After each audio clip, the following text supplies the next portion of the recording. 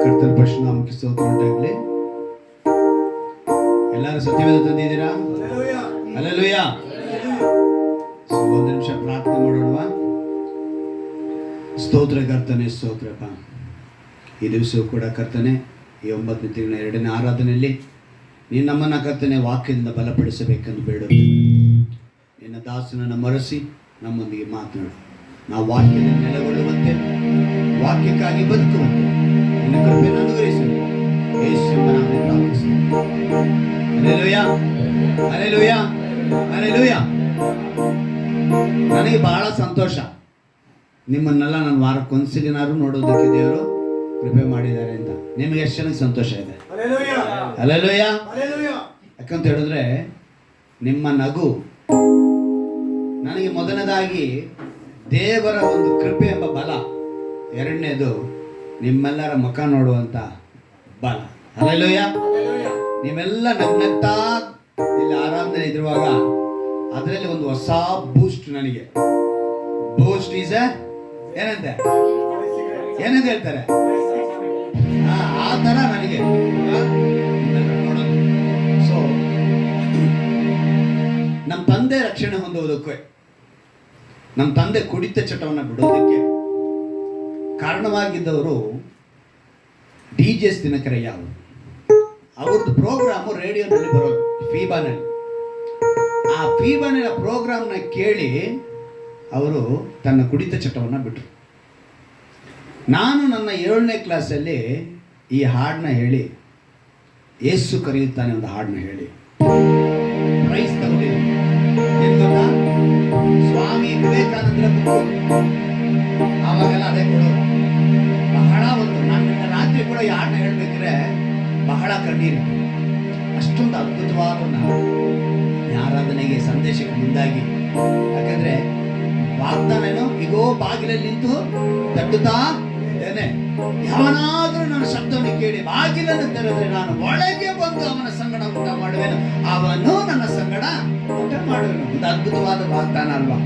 ಆ ವಾಗ್ದಾನ ಕೇಳೋದಕ್ಕೆ ನಾವು ಈಗ ಈ ಹಾಡನ್ನ ಹೇಳಿ ದೇವರನ್ನ ಮಹಿಮೆಪಡಿಸೋಣ ಎಲ್ಲರೂ ಕೂಡ. ಯೇಸು ಕರೆಯುತ್ತಾನೆ, ಯೇಸು ಕರೆಯುತ್ತಾನೆ, ಹಂಬಲದಿಂದ ತನ್ನ ನೀಡಿ ಯೇಸು ಕರೆಯುತ್ತಾನೆ, ಹಂಬಲದಿಂದ ತನ್ನ ನೀಡಿ ಯೇಸು ಕರೆಯುತ್ತಾನೆ, ಯೇಸು ಕರೆಯುತ್ತಾನೆ. ಸಂಗಡ ಬೇಳೆಯಲ್ಲೋ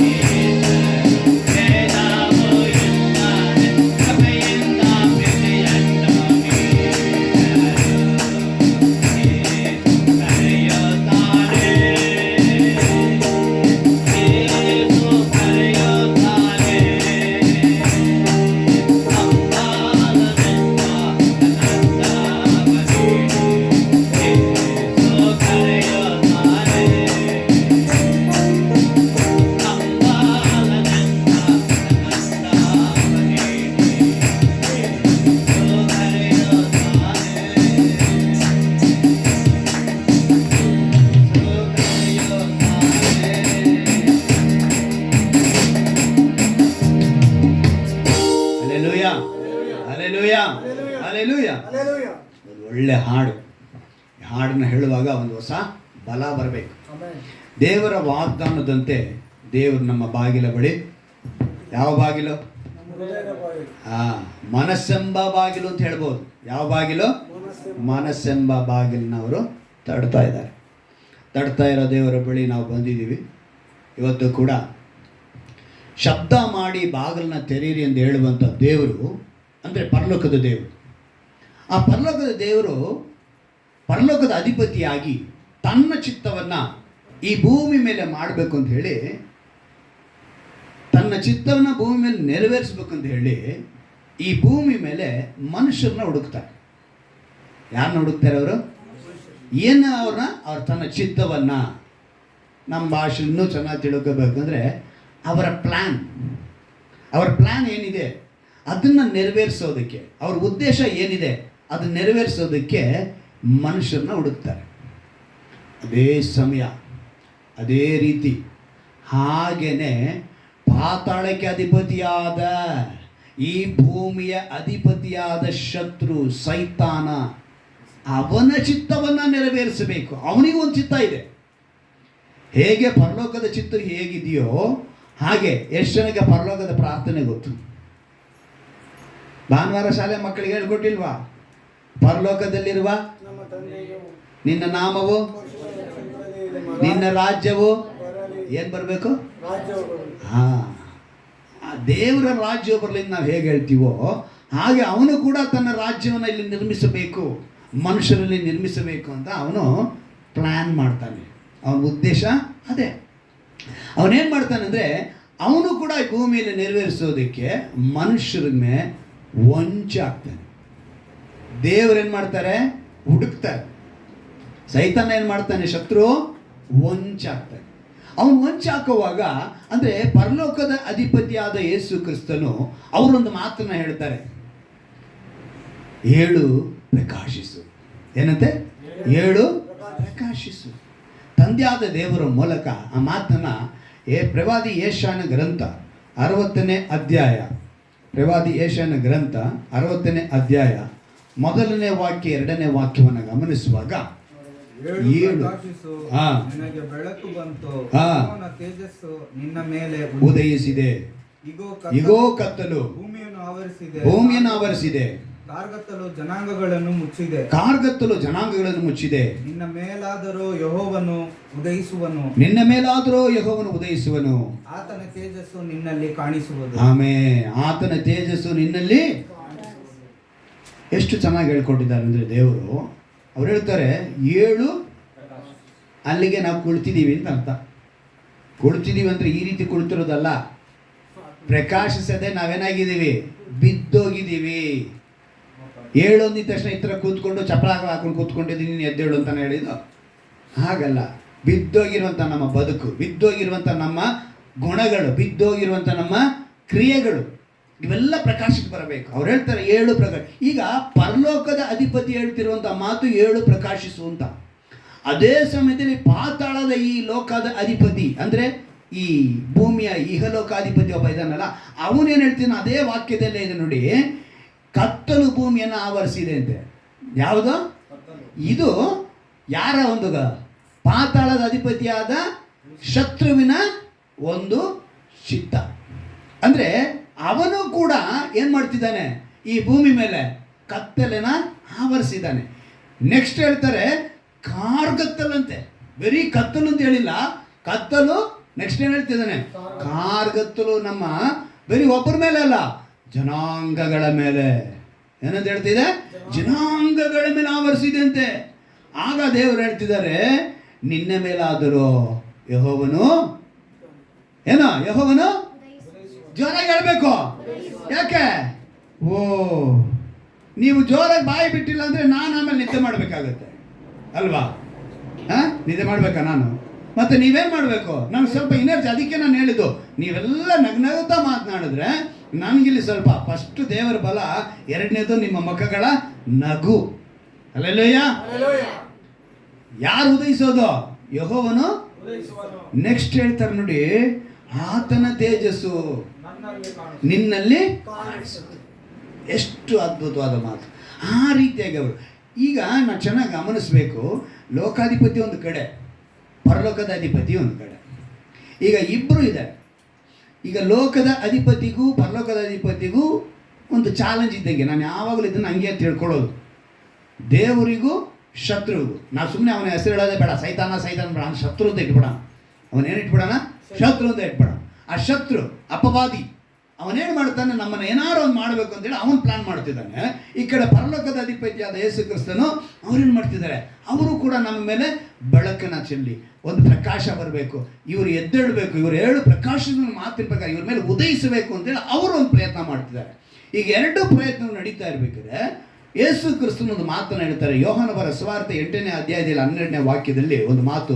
ಯೋಹಾನ ಬರೆದ ಸುವಾರ್ತೆ 8ನೇ ಅಧ್ಯಾಯ 12ನೇ ವಾಕ್ಯವನ್ನು ನಾವು ಗಮನಿಸುವಾಗ ಯೋಹಾನ ಯೇಸು ತಿರುಗಿ ಅವರ ಸಂಗಡ ಮಾತಾಡಲು ಆರಂಭಿಸಿ ನಾನೇ ಲೋಕಕ್ಕೆ ಬೆಳಕು. ಯಾರು ಲೋಕಕ್ಕೆ ಬೆಳಕು? ಯೇಸು ಹೇಳ್ತಿದ್ದಾರೆ, ನಾನೇ ಲೋಕಕ್ಕೆ ಬೆಳಕು. ನನ್ನನ್ನು ಅನುಸರಿಸುವವನು ಕತ್ತಲೆಯಲ್ಲಿ ನಡೆಯದೆ ಜೀವ ಕೊಡುವ ಬೆಳಕನ್ನ ಹೊಂದಿದವನಾಗಿರುವನು. ಈಗ 7 ಪ್ರಕಾಶಿಸು ಅಂತ ಹೇಳೋದಕ್ಕೆ ಕಾರಣ, ನಿನ್ನಲ್ಲಿ ಯಾವ ಬೆಳಕಿದೆ? ಜೀವ ಕೊಡುವ ಬೆಳಕಿದೆ. ನೀನು ಪ್ರಕಾಶಿಸಬೇಕು. ನೀನು ಪ್ರಕಾಶಿಸಲಿಲ್ಲ ಅಂದರೆ ಕತ್ತಲು ನಿನ್ನ ಆವರಿಸ್ಕೊಂಡಿದೆ. ನೆಕ್ಸ್ಟ್ ಕಾರ್ಗತ್ತಲು ನಿನ್ನ ಆವರಿಸ್ಕೊಳ್ಳುತ್ತೆ. ಯಾರು? ಶತ್ರು ನಿನ್ನನ್ನು ಆಳ್ವಿಕೆ ಮಾಡಕ್ಕೆ ಬರ್ತಾನೆ. ಈಗ ಬೆಳಕು ನಿನ್ನ ಹತ್ರ ಇದ್ರೆ ನಿನ್ನ ಆಳ್ವಿಕೆ ಮಾಡಕ್ಕೆ ಯಾರು ಬರ್ತಾರೆ? ಯೇಸು ಕ್ರಿಸ್ತನು ಬರ್ತಾನೆ. ಇವಾಗ ಯೇಸು ಕ್ರಿಸ್ತನ ಆಳ್ವಿಕೆ ನಿನ್ನಲ್ಲಿ ಇದೆಯಾ ಅಥವಾ ಶತ್ರುವಿನ ಆಳ್ವಿಕೆ ನಿನ್ನಲ್ಲಿ ಇದೆಯಾ ಅಂದರೆ, ನಿನ್ನಲ್ಲಿ ಪ್ರಕಾಶ ಇದ್ರೆ ಯೇಸು, ಕತ್ತಲೆ ಇದ್ರೆ ಸೈತಾನ, ಶತ್ರು. ಆಗ ಈಗ ಇದರಲ್ಲಿ ಮಾತು ನೋಡಿದ್ದೀವಿ. ಈಗ ಬೆಳಕು ಏನಕ್ಕೆ ಅಂತ ಹೇಳಿದ್ರೆ ನಿತ್ಯ ಜೀವದ ಗುರುತಾಗಿದೆ ಈ ಬೆಳಕು. ಕತ್ತಲೆ ಪಾಪಕ್ಕೆ, ಪಾತಾಳಕ್ಕೆ ಗುರುತಾಗಿದೆ. ಇವೆರಡನ್ನು ನಿತ್ಯ ಜೀವ ನಾವು ನೆರವೇರಿಸಲು ಅದೇ ಅಧ್ಯಾಯದಲ್ಲಿ ಯೋಹಾನ ಬರೆದ ಸುವಾರ್ತೆಯಲ್ಲಿ 3ನೇ ಅಧ್ಯಾಯದಲ್ಲಿ 16ನೇ ವಾಕ್ಯ ನಾವು ಯಾವಾಗಲೂ ಅದನ್ನು ನೆನಪಿನಲ್ಲಿ ಇಟ್ಕೊಂಡೇ ಇರಬೇಕು. ದೇವರು ಲೋಕದ ಮೇಲೆ ಎಷ್ಟೋ ಪ್ರೀತಿಯನ್ನಿಟ್ಟು ತನ್ನ ಒಬ್ಬನೇ ಮಗನನ್ನು ಕೊಟ್ಟನು. ಆತನ ನಂಬುವ ಒಬ್ಬನಾದರೂ ನಾಶವಾಗದೆ ಎಲ್ಲರೂ ನಿತ್ಯ ಜೀವನ ಪಡೆಯಬೇಕೆಂದು ಆತನನ್ನು ಕೊಟ್ಟನು. ಈ ಮಾತನ್ನು ಮರಿಲೇ ಇಲ್ಲ. ಈ ಮಾತಿನ ಪ್ರಕಾರ ನಮಗೇನಿದೆ? ನಿತ್ಯ ಜೀವ. ಅಂದರೆ ಬೆಳಕು ನಮಗೆ ಬಂದಿರೋದಕ್ಕೆ ಕಾರಣ ಏನು? ನಿತ್ಯ ಜೀವದ ಕಡೆ ನಡೆಸಬೇಕು, ಕತ್ತಲೆಗೆ ಸೇರಿಸಬೇಕು ಅಂತ ಹೇಳಿ ಇದೇ ಅಧ್ಯಾಯದಲ್ಲಿ ಅವನು ಒಂದು ಕೆಲಸ ಮಾಡ್ತಾನಂತೆ. ಯಾರು? ಶತ್ರು. ಏನು ಮಾಡ್ತಾನೆ ಅಂತ ನಾನು 19ನೇ ವಾಕ್ಯದಲ್ಲಿ ಓದ್ತೀನಿ ಕೇಳಿ. ಆ ತೀರ್ಪು ಏನಂದರೆ, ಬೆಳಕು ಲೋಕಕ್ಕೆ ಬಂದಿದ್ದರೂ ಮನುಷ್ಯರ ಕೃತ್ಯಗಳು ಕೆಟ್ಟವುಗಳಾಗಿರುವುದರಿಂದ ಅವರು ಬೆಳಕಿಗಿಂತ ಕತ್ತಲೆಯನ್ನೇ ಹೆಚ್ಚಾಗಿ ಪ್ರೀತಿಸಿದರು. ಇವ್ರು ಏನು ಮಾಡಿದ್ರಂತೆ? ಬೆಳಕು ಇಷ್ಟ ಆಗಲಿಲ್ವಂತೆ, ಅವ್ರಿಗೆ ಯಾವ್ದು ಇಷ್ಟ ಆಗ್ತಾ ಇದೆ? ಈಗ ಅವನ ಆಳ್ವಿಕೆ ಆರಂಭಿಸೋದಕ್ಕೆ ಯಾರು ದಾರಿ ಮಾಡಿಕೊಡ್ತಾ ಇರೋದು? ನಾವೇ. ಮನುಷ್ಯರ ಕೃತ್ಯಗಳು ಕೆಟ್ಟವುಗಳಾಗಿರೋದ್ರಿಂದ ಕತ್ತಲೆ ಅನ್ನೋದು, ಕಾರ್ಗತ್ತಲೆ ಅನ್ನೋದು ನಮ್ಮನ್ನು ಆವರಿಸ್ಕೊಳ್ಳಕ್ಕೆ ಬರುತ್ತೆ, ನಮ್ಮ ಜನಾಂಗಗಳ ಮೇಲೆ ಆವರಿಸ್ಕೊಳ್ಳಕ್ಕೆ ಬರುತ್ತೆ. ಆದರೆ ದೇವರು ಹೇಳ್ತಾರೆ, 7 ಪ್ರಕಾಶಿಸು. ನೀನು ಎದ್ದೇಳಬೇಕು. ಅಲ್ಲಿಂದ ಎದ್ದು ಬಂದ್ರೆ ನಿನಗೆ ಎಲ್ಲಿಂದ? ಪಾಪದಿಂದ ಎದ್ದು ಬಾ, ಹೊರಗೆ ಬಾ. ದೀಕ್ಷಾ ಸ್ನಾನ ಪಡೆದಿದ್ದೀವಿ, ಕ್ರೈಸ್ತರಾಗಿದ್ದೀವಿ. ಇವತ್ತು ಕ್ರೈಸ್ತರಾಗಿದ್ದು ಇನ್ನು ನಾವು ಪ್ರಕಾಶಿಸದೇ ಇದ್ದರೆ ಹೇಗೆ? ಪ್ರಕಾಶಿಸುವ ಗುಣಗಳು ನಮ್ಮಲ್ಲಿ ಕಾಣಲ್ಪಡಬೇಕು. ಅದಕ್ಕೆ ದೇವರೇನು ಹೇಳ್ತಾ ಇದ್ದಾರಲ್ಲಿ, ಆ ನೆಕ್ಸ್ಟ್ ವಾಕ್ಯನ ಓದ್ತೀನಿ ಕೇಳಿ. ಕೆಟ್ಟದನ್ನು ಮಾಡುವವರು ಬೆಳಕನ್ನು ಸಹಿಸುವುದಿಲ್ಲ. ಯಾವುದು? ಚಪ್ಪಡಿ ಕಲ್ಲು ಹಿಂಗೆ ಜರುಗಿಸಿ ಕೆಳಗಡೆ ಏನೇನು ಇರ್ತಾವ ಬೆಳಕಿಗೆ? ನೀನು ಚಪ್ಪಡಿ ಕಲ್ಲು ಜರುಗಿಸಿದ ತಕ್ಷಣ ಮತ್ತೆ ಏನು ಮಾಡ್ತಾವವು? ಚಪ್ಪಡಿ ಕಲ್ಲನ್ನು ಎತ್ತುಬಿಡು, ಆ ಜಾಗದಲ್ಲಿ ಇರ್ತಾವವು. ಯಾವುದೇ ಜಂತುಗಳು, ಹುಳ ಹುಡ್ಕಡ್ಡಿಗಳು, ಹಾವು ಕೂಡ ಇರಲ್ಲ. ಏನು ಮಾಡಲ್ಲ ಅದು ಬೆಳಕಿನಲ್ಲಿ. ನೀನು ಆ ರೀತಿ ಇಲ್ಲ ಅಂದರೆ ನೀನು ಅದಕ್ಕೆ ಸಮವಾಗ್ತೀಯ. ನೀನು ಬೆಳಕಿನಲ್ಲಿ ಇಲ್ಲ ಅಂತ ಹೇಳಿದ್ರೆ ನೀನೇನಾಗಿದೆ? ಇವತ್ತು ಕತ್ತಲೆನ ಪ್ರೀತಿಸುವನಾಗಿರೋದ್ರಿಂದ ನಿನಗೆ ಗುಣಗಳು ಅದೇ ಥರ ಇರ್ತವೆ. ದೇವರು ಅದಕ್ಕೆ ಸ್ಪಷ್ಟವಾಗಿ ಹೇಳ್ತಿದ್ದಾರೆ, ತಮ್ಮ ಕೃತ್ಯಗಳು ದುಷ್ಕೃತ್ಯಗಳಾಗಿ ತೋರಿ ಬಂದಾವೆಂದು ಬೆಳಕಿಗೆ ಬರುವುದಿಲ್ಲ. ಏನು ಮಾಡುತ್ತವರು? ಅವರ ಕೃತ್ಯ ಅವ್ರಿಗೆ ಗೊತ್ತಿದೆ. ನಾನು ಅದಕ್ಕೆ ಹೇಳಿದ್ದು, ದೇವರು ವಾಕ್ಯದಿಂದ ಕಳೆದ ವಾರದಲ್ಲಿ ಹೇಳಿದ್ರಲ್ಲ, ವಾಗ್ದಾನದಲ್ಲಿ ಮನಸ್ಸು ಸಾಕ್ಷಿ ನುಡಿಯುತ್ತೆ. ಆ ಮನಸ್ಸು ಸಾಕ್ಷಿ ಯೋಸೇಫನಲ್ಲಿ ಇದ್ದಿದ್ದಕ್ಕೆ ಕಾರಣ ಅವನು ಪಾಪವನ್ನು ಮಾಡಲಿಲ್ಲ.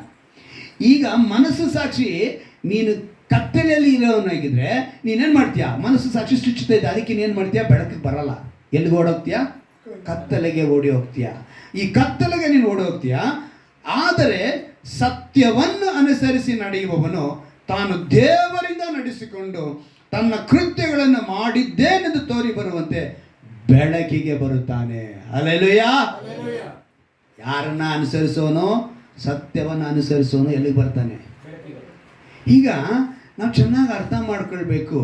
ನಿತ್ಯ ಜೀವಕ್ಕೆ ಸೇರಿಸೋದಕ್ಕೆ ಪರಲೋಕದ ಅಧಿಪತಿ ಬರ್ತಾರೆ, ಆದರೆ ಪಾತಾಳದ ಅಧಿಪತಿ ಏನು ಮಾಡ್ತಾನೆ? ನಿನ್ನ ಕತ್ತಲೆಯಲ್ಲೇ ಸೇರಿಸ್ಬೇಕು, ಕಾರ್ಗತ್ತಲೆಲ್ಲೇ ಸೇರಿಸ್ಬೇಕು. ಅಂದ್ರೆ ನಿನ್ನ ಪಕ್ಕದಲ್ಲೇ ಇರ್ತಾನೆ, ಅವನೇನು ದೂರ ಎಲ್ಲ ಇರಲ್ಲ.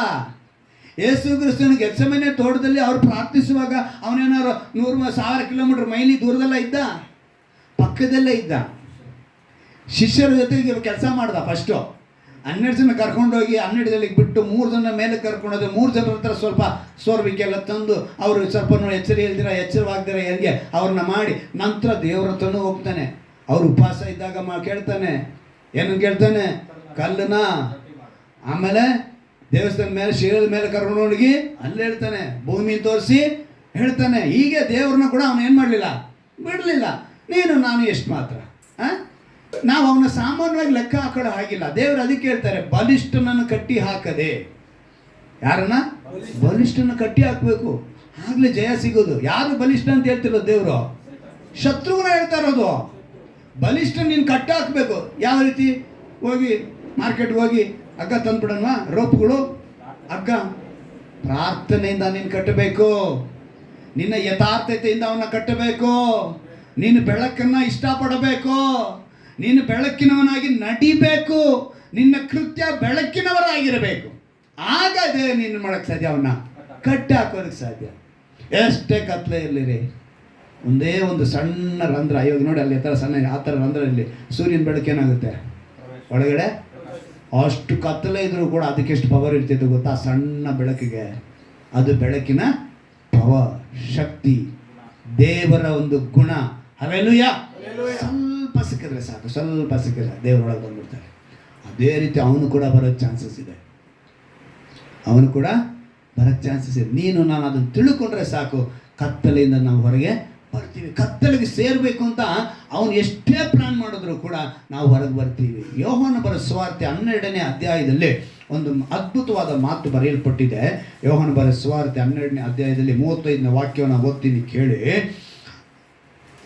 ಯೇಸು ಅವರಿಗೆ, ಇನ್ನು ಸ್ವಲ್ಪ ಕಾಲವೇ ಬೆಳಕು ನಿಮ್ಮಲ್ಲಿ ಇರುತ್ತದೆ, ಕತ್ತಲೆಯು ನಿಮ್ಮನ್ನು ಮುಸುಕಿಕೊಳ್ಳದಂತೆ ಬೆಳಕು ನಿಮಗೆ ಇರುವಾಗಲೇ ಸಂಚಾರ ಮಾಡಿರಿ. ಬಹಳ ಸತ್ಯವನ್ನು ಅರಿತಿರಬೇಕಿದ್ರು. ಇದರಲ್ಲಿ ಎಷ್ಟೊಂದು ಆಳ ಇದೆ. ಇದು ತನ್ನ ಶಿಷ್ಯರಿಗೂ ಮುಂದೆ, ಅಂದಿನ ಸಮಾಜದ ಮುಂದೆ, ಅವರ ಮಧ್ಯದಲ್ಲಿ. ನೀವು ಹಿಂದುಗಡೆ ಈ ಅಧ್ಯಾಯದಲ್ಲಿ ನೋಡಿದ್ರೆ, ಯೇಸು ತಾನು ಸಾಯುವುದರಿಂದ ಎಲ್ಲರನ್ನೂ ತನ್ನ ಕಡೆಗೆ ಎಳಕೊಳ್ಳವೆನೆಂದು ಹೇಳಿದ್ದು. ಅಂದರೆ ಯೇಸು ಇನ್ನೇನು ಶಿಲುಬೆ ಹಾಕೋದಕ್ಕೆ ಮುಂಚೆ ಎಲ್ಲರೂ ನನ್ನ ಕಡೆ ಇರಬೇಕು, ದೇವರನ್ನ ತಂದೆಯಾದ ದೇವರನ್ನ ಅಂಗೀಕರಿಸಬೇಕು ಅಂದ್ಬಿಟ್ಟು ಅವರು ಪರಲೋಕದ ರಾಜ್ಯದ ಸ್ವಾರ್ಥನ ಹೇಳುವಂಥರಾಗಿದ್ದರು. ಅಂಥ ಸಮಯದಲ್ಲಿ ಯಾರು ಆ ಕಡೆಗೆ ಬರಲಿಲ್ಲವೋ ಅವರಿಗೆಲ್ಲರಿಗೂ ಹೇಳಿದ್ರು. ಇವತ್ತು ಯೇಸು ಕ್ರಿಸ್ತನ ಮಾತು ನಿನಗೂ ನನಗೂ ಎಲ್ಲಿಗೆ ಬರ್ತಾ ಇದೆ ಅಂತ ಹೇಳಿದ್ರೆ, ನಾವು ಬೆಳಕಿನ ಕಡೆಗೆ ಬರ್ತಾಯಿದೆ. ನಾವು ಕತ್ತಲೆಯನ್ನು ನಾವು ಹಿಂಬಾಲಿಸುವಾಗ ನಮಗೆ ಹೇಳುವಂಥ ಮಾತು. ಇನ್ನು ಸ್ವಲ್ಪ ದಿವಸ ಅಂದರೆ ಇಲ್ಲಿ ಬೆಳಕು ವಾಕ್ಯವಾಗಿದೆ. ಹಲ್ಲೆಲೂಯಾ.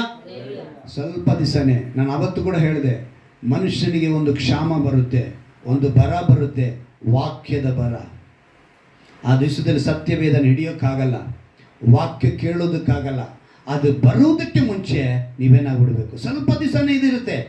ಅಂದು ಯೇಸು ಕ್ರಿಸ್ತನು ಅವರ ಮಧ್ಯದಲ್ಲಿ ಇದ್ದಾಗ ತನ್ನ ಕುರಿತು ಹೇಳಿದ ಮಾತು ಇವತ್ತು ನಿನಗೂ ನನಗೆ ಹೇಳುವಂತು. ಅದೇ ಯೇಸು, ವಾಕ್ಯವಾಗಿರುವ ಯೇಸು ನಿನ್ನ ಮಧ್ಯದಲ್ಲಿ ಇರುವಾಗ ನೀನು ಅದನ್ನು ಕೇಳಿ ನೀನು ಬೆಳಕಿನವನಾಗಿ ಬರದೇ ಹೋದರೆ ಕತ್ತಲು ನಿನ್ನ ಆವರಿಸಿಕೊಳ್ಳುತ್ತೆ, ಕಾರ್ಗತ್ತಲು ನಿನ್ನ ಸುತ್ತಿಕೊಳ್ಳುತ್ತೆ. ದೇವರು ಅದಕ್ಕೆ ಹೇಳ್ತಾರೆ, ಇರುವಾಗಲೇ ಸಂಚಾರ ಮಾಡಿರಿ. ಕತ್ತಲೆಯಲ್ಲಿ ಸಂಚಾರ ಮಾಡುವವನಿಗೆ ತಾನು ಎಲ್ಲಿ ಹೋಗುತ್ತೇನೆಂದು ತಿಳಿಯದು. ನಿಮಗೆ ಬೆಳಕು ಇರುವಾಗಲೇ ಬೆಳಕನ್ನು ನಂಬಿರಿ. ವಾಕ್ಯ ಇರುವಾಗಲೇ ನಂಬಿ. ವಾಕ್ಯ ಇಲ್ಲ ಅಂತ ಹೇಳಿದ್ರೆ ಅವನು ನಂಬಕ್ಕಾಗಲ್ಲ. ನಂಬಿದರೆ ನೀವು ಬೆಳಕಿನವರಾಗಿರುವಿರಿ ಎಂದು ಹೇಳಿದ್ದನು. ದೇವರು ಸ್ಪಷ್ಟವಾಗಿ ಹೇಳುವಂಥ ಮಾತುಗಳು. ಇದನ್ನು ಕೇಳಿದ ಮೇಲೆ ಕೂಡ ಅಂದರೆ ಬೆಳಕಿನವರು ಬರಬೇಕು ಅಂತ ಹೇಳಿದ್ರೆ ದೇವರು ನಮ್ಮ ಮುಂದೆ ಜೀವನೂ ಇಟ್ಟಿದ್ದಾರೆ, ಮರಣ. ಶಾಪನೂ ಇಟ್ಟಿದ್ದಾರೆ, ಆಶೀರ್ವಾದವನ್ನು ಇಟ್ಟಿದ್ದಾರೆ. ನಾವು ಯಾವುದನ್ನು ಆರಿಸ್ಕೊಳ್ತಾ ಇದ್ದೀವಿ? ಜೀವನ ಆರಿಸ್ಕೊಂಡ್ರೆ ಬೆಳಕಿನವರಾಗಿರ್ತೀವಿ, ಮರಣವನ್ನು ಆರಿಸ್ಕೊಂಡ್ರೆ ಪಾತಾಳಕ್ಕೆ, ಕತ್ತಲೆಗೆ ನಾವು ಗುರುತಾಗಿರ್ತೀವಿ, ಅಲ್ಲಿಗೆ ಹೊಟ್ಟೋಗ್ತೀವಿ. ಅದಕ್ಕೆ ಪ್ರವಾದಿ ಯೆಶಾಯನಿಂದ ದೇವರು ಹೇಳಿದಂಥ ಮಾತು, ಏಳು ಪ್ರಕಾಶಿಸು, ಏಳು ಪ್ರಕಾಶಿಸು ಅಂತ ಹೇಳುತ್ತಿರುವಂಥ ಯೇಸು ಕ್ರಿಸ್ತನು ಅವರು ನೋಡಿ, ಯೇಸು ಯಾವಾಗ ಲೋಕಾಧಿಪತಿಯಾಗಿ ಬರ್ತೀನಿ ಅಂತ ಹೇಳುವಾಗ ಒಂದು ಮಾತು ಬರೆಯಲ್ಪಟ್ಟಿದೆ. ಯೋಹಾನ ಬರೆದ ಸುವಾರ್ತೆ 14ನೇ ಅಧ್ಯಾಯದಲ್ಲಿ 30ನೇ ವಾಕ್ಯದಲ್ಲಿ ನಾವು ಗಮನಿಸುವಾಗ ನೋಡಿ, ಅವರೊಂದು ಮಾತನ್ನ ಹೇಳ್ತಾರೆ. ಏನಂತ ಹೇಳ್ತಾರೆ ನೋಡಿ, ಇನ್ನು ನಾನು ಹಾ ನಿಮ್ಮ ಸಂಗಡ ಬಹಳ ಮಾತುಗಳನ್ನು ಆಡುವುದಿಲ್ಲ, ಹಾ ಏಕೆಂದರೆ ಹಾ ಇಹಲೋಕಾಧಿಪತಿಯು ಬರುತ್ತಾನೆ. ಯಾರಂತೆ ಇಹಲೋಕಾಧಿಪತಿಯು ಇದನ್ನ ಹೇಳ್ತಾ ಇರೋದು? ಯಾರು? ಯೇಸು. ಯೇಸುನೇ ಹೇಳ್ತಿದ್ದಾರೆ. ಏನಂತ ಹೇಳ್ತಿದ್ದಾರೆ? ನಿಮ್ಮ ಸಂಗಡ ಬಹಳ ಮಾತುಗಳನ್ನ ಆಡುವುದಿಲ್ಲ, ಯಾಕೆಂದ್ರೆ ಇಹಲೋಕಾಧಿಪತಿಯು ಬರುತ್ತಾನೆ. ನೆಕ್ಸ್ಟ್, ಅವರಿಗೆ ಹಾ ಸಂಬಂಧಪಟ್ಟಿದ್ದು ಹಾ ಯಾವುದೊಂದು ನನ್ನಲ್ಲಿಲ್ಲ. ಅವನಿಗೆ ಸಂಬಂಧಪಟ್ಟದ್ದು ಯಾವುದೊಂದು ನನ್ನಲ್ಲಿಲ್ಲ. ಭೂಮಿ ಮೇಲೆ ಇರೋವಾಗಲೇ ಕ್ರಿಸ್ಟಲ್ ಕ್ಲಿಯರ್ ಆಗಿ ಹೇಳ್ತಿದ್ದಾರೆ, ಅವನಿಗೆ ಸಂಬಂಧಪಟ್ಟಿದ್ದು ಯಾವುದೂ ನನ್ನಲ್ಲಿಲ್ಲ. ಇವತ್ತು ಯೇಸು ವಾಕ್ಯವಾಗಿ ನಿನ್ನಲ್ಲಿದ್ದರೆ ನೀನು ಇದೇ ಮಾತನ್ನ ಹೇಳಬೇಕು, ಇಹಲೋಕಾಧಿಪತಿಗೆ ಸಂಬಂಧಪಟ್ಟದ್ದು ಯಾವುದೊಂದು ನನ್ನಲ್ಲಿ ಇಲ್ಲ. ಆಗ ಕತ್ತಲು ನಿನ್ನ ಮುಟ್ಟಲ್ಲ. ಹಲ್ಲೆಲೂಯಾ. ಕತ್ತಲು ನಿನ್ನ ಮುಟ್ಟುವುದಕ್ಕೆ ಕಾರಣ ಏನು? ಇಹಲೋಕಾಧಿಪತಿಗೆ ಸಂಬಂಧಪಟ್ಟಿದ್ದು ಒಳಗಡೆ ಇದೆ. ಆಗ ಒಳಗಡೆ ಅದು ಇರೋದ್ರಿಂದ ನೀನೇನು ಮಾಡ್ತಿದ್ಯಾ? ಅವನಿಗೆ ಸಂಬಂಧಪಟ್ಟವನಾಗಿ. ಈಗ ನೀನು ಅವನ ಸಂಬಂಧಿಕ, ನೀನು ಅವನ ಬಂಧು, ನೀನು ಅವನ ಬಳಗ. ಯಾರ ಬಳಗ? ಶತ್ರುವಿನ ಬಳಗ. ನೀನು ದೇವರ ಬಳಗವಾಗಿದ್ದರೆ, ದೇವರ ಸಂಬಂಧಿಕನಾಗಿದ್ದರೆ ನಿನ್ನ ಬೆಳಕು ನಿಮ್ಮ ಜೊತೆ ಇರ್ತಿತ್ತು. ಅದಕ್ಕೆ ದೇವರು ಎಚ್ಚರಿಕೆ ಪಡಿಸಿ ಹೇಳ್ತಾರೆ. ಯೋಹಾನ ಬರೆದ ಸುವಾರ್ತೆಯಲ್ಲಿ 1ನೇ ಅಧ್ಯಾಯದಲ್ಲಿ ಒಂದು 4ನೇ ವಾಕ್ಯವನ್ನು ಗಮನಿಸಿಕೊಳ್ಳಿ. ಅದರಲ್ಲಿ ಕೂಡ ಒಂದು ಅದ್ಭುತವಾದ ಮಾತನ್ನ ಬೆಳಕಿನ ಕುರಿತು ಯೇಸು ಕ್ರಿಸ್ತನು ಅಲ್ಲಿ ಯೇಸು ಕ್ರಿಸ್ತನ ಕುರಿತು ಬರೆಯಲ್ಪಟ್ಟಿದೆ. ಏನಂತ ಬರೆಯಲ್ಪಟ್ಟಿದೆ? 4ನೇ ವಾಕ್ಯ ನೋಡಿ. ಯಾರಲ್ಲಿ ಜೀವವಿತ್ತು? ಯೇಸುವಿನಲ್ಲಿ ಜೀವವಿತ್ತು.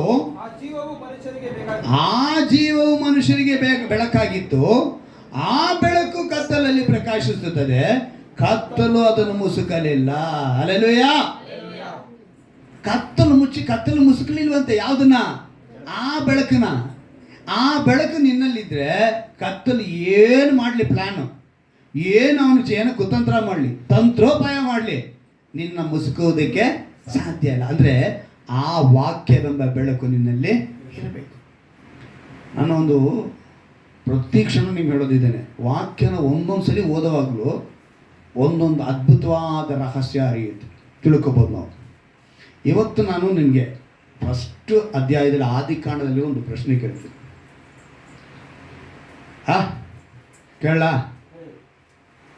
ಕೇಳಿದ್ರೆ ಉತ್ತರ ಕೊಟ್ಟರೆ 100 ರೂಪಾಯಿ. ಬೆಳಿಗ್ಗೆ ನಾನು ಹೆಂಡತಿ ಹತ್ರ ಇಸ್ಕೊಂಬಂದೆ, ಅಮ್ಮ 100 ರೂಪಾಯಿ ಕೊಡು, ಇವತ್ತು ಚಾಲೆಂಜ್ ಮಾಡಬೇಕು ಸಭೆಯಲ್ಲಿ ಅಂತೇಳಿ ಅವ್ರ ಹತ್ರನೇ ಇಸ್ಕೊಂಬಂದಿನಿ. ನನ್ನ ಹತ್ರ ದುಡ್ಡಿಲ್ಲ, 100 ರೂಪಾಯಿ ಇಸ್ಕೊಂಬಂದಿನಿ. ಪ್ರಶ್ನೆ ಏನು ಅಂತ ಹೇಳಿದ್ರೆ, ಆದಾಮ ಅವ್ವಳ ಯಾರು? ಅವ್ರ ಪಾಪವನ್ನು ಮಾಡೋದಕ್ಕೆ ಕರೆಕ್ಟ್ ರೀಸನ್ ನೀವು ಹೇಳಬೇಕು. ಕರೆಕ್ಟ್ ರೀಸನ್ ಹೇಳಿದ್ರೆ 200 ರೂಪಾಯಿ ಸಿಗ್ತೈತಪ್ಪ. ನಾನು ಸುಮ್ಮನೆ ಹೇಳಲ್ಲ, ಇಲ್ಲೇ ಬೇಕಾದ್ರೆ ಮೇಲೆ ಇಡ್ತೀನಿ, 200 ರೂಪಾಯಿ ಸಿಗ್ತೈತೆ, ಇಲ್ಲಿರುತ್ತೆ 200 ರೂಪಾಯಿ. Correct reason. ಆದಾಮ ಅವಳು ಪಾಪ ಮಾಡೋದಕ್ಕೆ ಕರೆಕ್ಟ್ ರೀಸನ್ ಹೇಳ್ಬೇಕು. ಹೇಳ್ರಿ, ಯಾರು ಬೇಕಾದ್ರೆ ಹೇಳ್ಬೋದು. ಹೇಳಿ. ಸುಳ್ಳು. ನೆಕ್ಸ್ಟ್ ವಂಚನೆ ಆಯಿತು. ಅವಿಧೇಯತೆ. ಇನ್ನೂ ಬರಬೇಕು, ಇನ್ನೂ ಒಂದು ಸ್ಪಷ್ಟವಾದಿದೆ. ನಾನು ಇಷ್ಟು ವರ್ಷಗಳಾದ ಮೇಲೆ ದೇವ್ರನ್ನ ತಿಳಿಯಪಡಿಸಿದ್ರು ನಾನು ಆಶ್ಚರ್ಯಪಟ್ಟೋದೆ. ಅದು ಹೇಳಿದ್ರು, ಅವಿಧೇಯರು ಅಂತ ಹೇಳ್ಬಿಟ್ರು, ಸುಳ್ಳು ಅಂತ ಹೇಳಿದ್ರು. ಯಾಕಂತ ಹೇಳಿದ್ರೆ ನೀವು ಅಧ್ಯಾಯಕ್ಕೆ ಹೋಗ್ಬಿಡಿ, 1ನೇ ಅಧ್ಯಾಯಕ್ಕೆ ಹೋಗಿ ಮತ್ತೆ 3ನೇ ಅಧ್ಯಾಯ 2ರಲ್ಲಿ ಇದೆ ಆ ಮಾತು. ಆದಿಕಾಂಡ ಮೊದಲು ಮತ್ತೆ 3ನೇ ಅಧ್ಯಾಯದಲ್ಲಿ ಇದಕ್ಕೆ ಸಂಬಂಧಪಟ್ಟಿದಂಥ ವಿಷಯಗಳಿದೆ. ಸೊ ಅಷ್ಟೇನಾ? ಮುಗೀತಾ ನಿಮ್ಮೆಲ್ಲರ ಉತ್ತರ? ಸೊ ಈಗ ನಾನು ಉತ್ತರ ಹೇಳಿದ ಮೇಲೆ 200 ರೂಪಾಯಿ ಎತ್ತಿ ನಾನೇ ಜವಾಬ್ ಬಿಟ್ಕೊಳ್ತೀನಿ, ಯಾಕಂದ್ರೆ ನೀವು ಸರಿ ಉತ್ತರ ಹೇಳಿಲ್ಲ ಅಂತ. ಅರ್ಥ ಆಯ್ತಾ? 1ನೇ ಅಧ್ಯಾಯದ 26ನೇ ವಾಕ್ಯ, ಆದಿಕಾಂಡ. ಹೇಳು. ಸಾಕು. ಇಲ್ಲಿ ಏನಂತ ಹೇಳಲ್ಪಟ್ಟಿದೆ? ಆಮೇಲೆ ದೇವರು ನಮ್ಮ ಸ್ವರೂಪದಲ್ಲಿ ನಮ್ಮ ಹೋಲಿಕೆಗೆ ಸರಿಯಾಗಿ ಮನುಷ್ಯರನ್ನ ಉಂಟು ಮಾಡೋಣ. ಎಷ್ಟು ಸಲ ಕೇಳಿದೀವಿ ಮಾತನ್ನ, ಇದರಲ್ಲಿ ಏನು ಹೊಸದು ಕಾಣಿಸ್ತೈತಾ? ಕಾಣಿಸಲ್ಲ. ನೆಕ್ಸ್ಟ್ ಮೇಲ್ಗಡೆ ಹೋಗೋಣ, 27ನೇ ವಾಕ್ಯಕ್ಕೆ ಹೋಗೋಣ. ಹೀಗೆ ದೇವರು ಹಾ. ಮನುಷ್ಯನನ್ನು ತನ್ನ ಸ್ವರೂಪದಲ್ಲಿ ಉಂಟು ಮಾಡಿದನು. ಯಾರ ಸ್ವರೂಪದಲ್ಲಿ ಅಂತ ಮತ್ತೆ ಹೇಳ್ತಿದ್ದಾರೆ? ಹಾ, ನೆಕ್ಸ್ಟ್ ಏನಂತ ಹೇಳಿದ್ರೆ ದೇವ ಸ್ವರೂಪದಲ್ಲಿ ಅವನನ್ನು ಸ್ಪಷ್ಟವಾಗಿದೆಯಾ? ಚೆನ್ನಾಗಿ ಗಮನದಲ್ಲಿಟ್ಕೊಳ್ಳಿ. ಈಗ ದೇವರು ಹೇಳಿರುವಂಥ ಮಾತು ನಮ್ಮ ಹೋಲಿಕೆಗೆ ಸರಿಯಾಗಿ ನಮ್ಮ ಸ್ವರೂಪದಲ್ಲೇ ದೇವ ಸ್ವರೂಪದಲ್ಲಿ ದೇವ್ರನ್ನ ಏನು ಮಾಡಿದ್ರು? ಮನುಷ್ಯನನ್ನ. ಅಷ್ಟೇ ತಾನೇ? ನಮ್ಗೆಲ್ರಿಗೂ ಇದು ಗೊತ್ತಿರೋ ವಿಷಯ. ಈಗ 3ನೇ ಅಧ್ಯಾಯಕ್ಕೆ ಬರೋಣ. ಇಲ್ಲಿ ಶತ್ರು ಅವನಿಗೆ ಕೊಡೋ ಒಂದು ಪ್ರಶ್ನೆ ಯಾವ ರೀತಿಯಾಗಿ ಇತ್ತು ಅನ್ನೋದನ್ನು ನೀವು ಗಮನಿಸಬೇಕು. ನೀವು ಇಷ್ಟು ದಿವಸ ಓದಿದ್ರು ಕೂಡ ಈ ಒಂದು ಅರ್ಥ ಗೊತ್ತಿರಲ್ಲ. 4ನೇ ವಾಕ್ಯದಿಂದ ಓದ್ಕೊಂಬರೋಣ. ಆಗ ದೇವರು ಹಾ, ಆ ಬೆಳಕನ್ನು ಇಲ್ಲ 3ನೇ ಅಧ್ಯಾಯ 4ನೇ ವಾಕ್ಯ. ಅದೇ ಓದಿ. ಸರ್ಪವು ಸ್ತ್ರೀಗೆ, ಹಾ. ನೀವು ಹೇಗೂ ಸಾಯುವುದಿಲ್ಲ, ಹಾ. ನೀವು ಇದರ ಹಣ್ಣನ್ನು ತಿಂದಾಗಲೇ ನಿಮ್ಮ ಕಣ್ಣುಗಳು ತೆರೆಯುವುದು. ಹಾ, ಇಷ್ಟುವರೆಗೂ ನಮಗೆ ಚೆನ್ನಾಗಿ ಕಾಣಿಸ್ತಲ್ವಾ? ಹಾ, ಈಗ ನೆಕ್ಸ್ಟ್ ಓದಿ. ನೀವು ದೇವರಂತೆ ಆಗಿ, ಏನಂತೆ?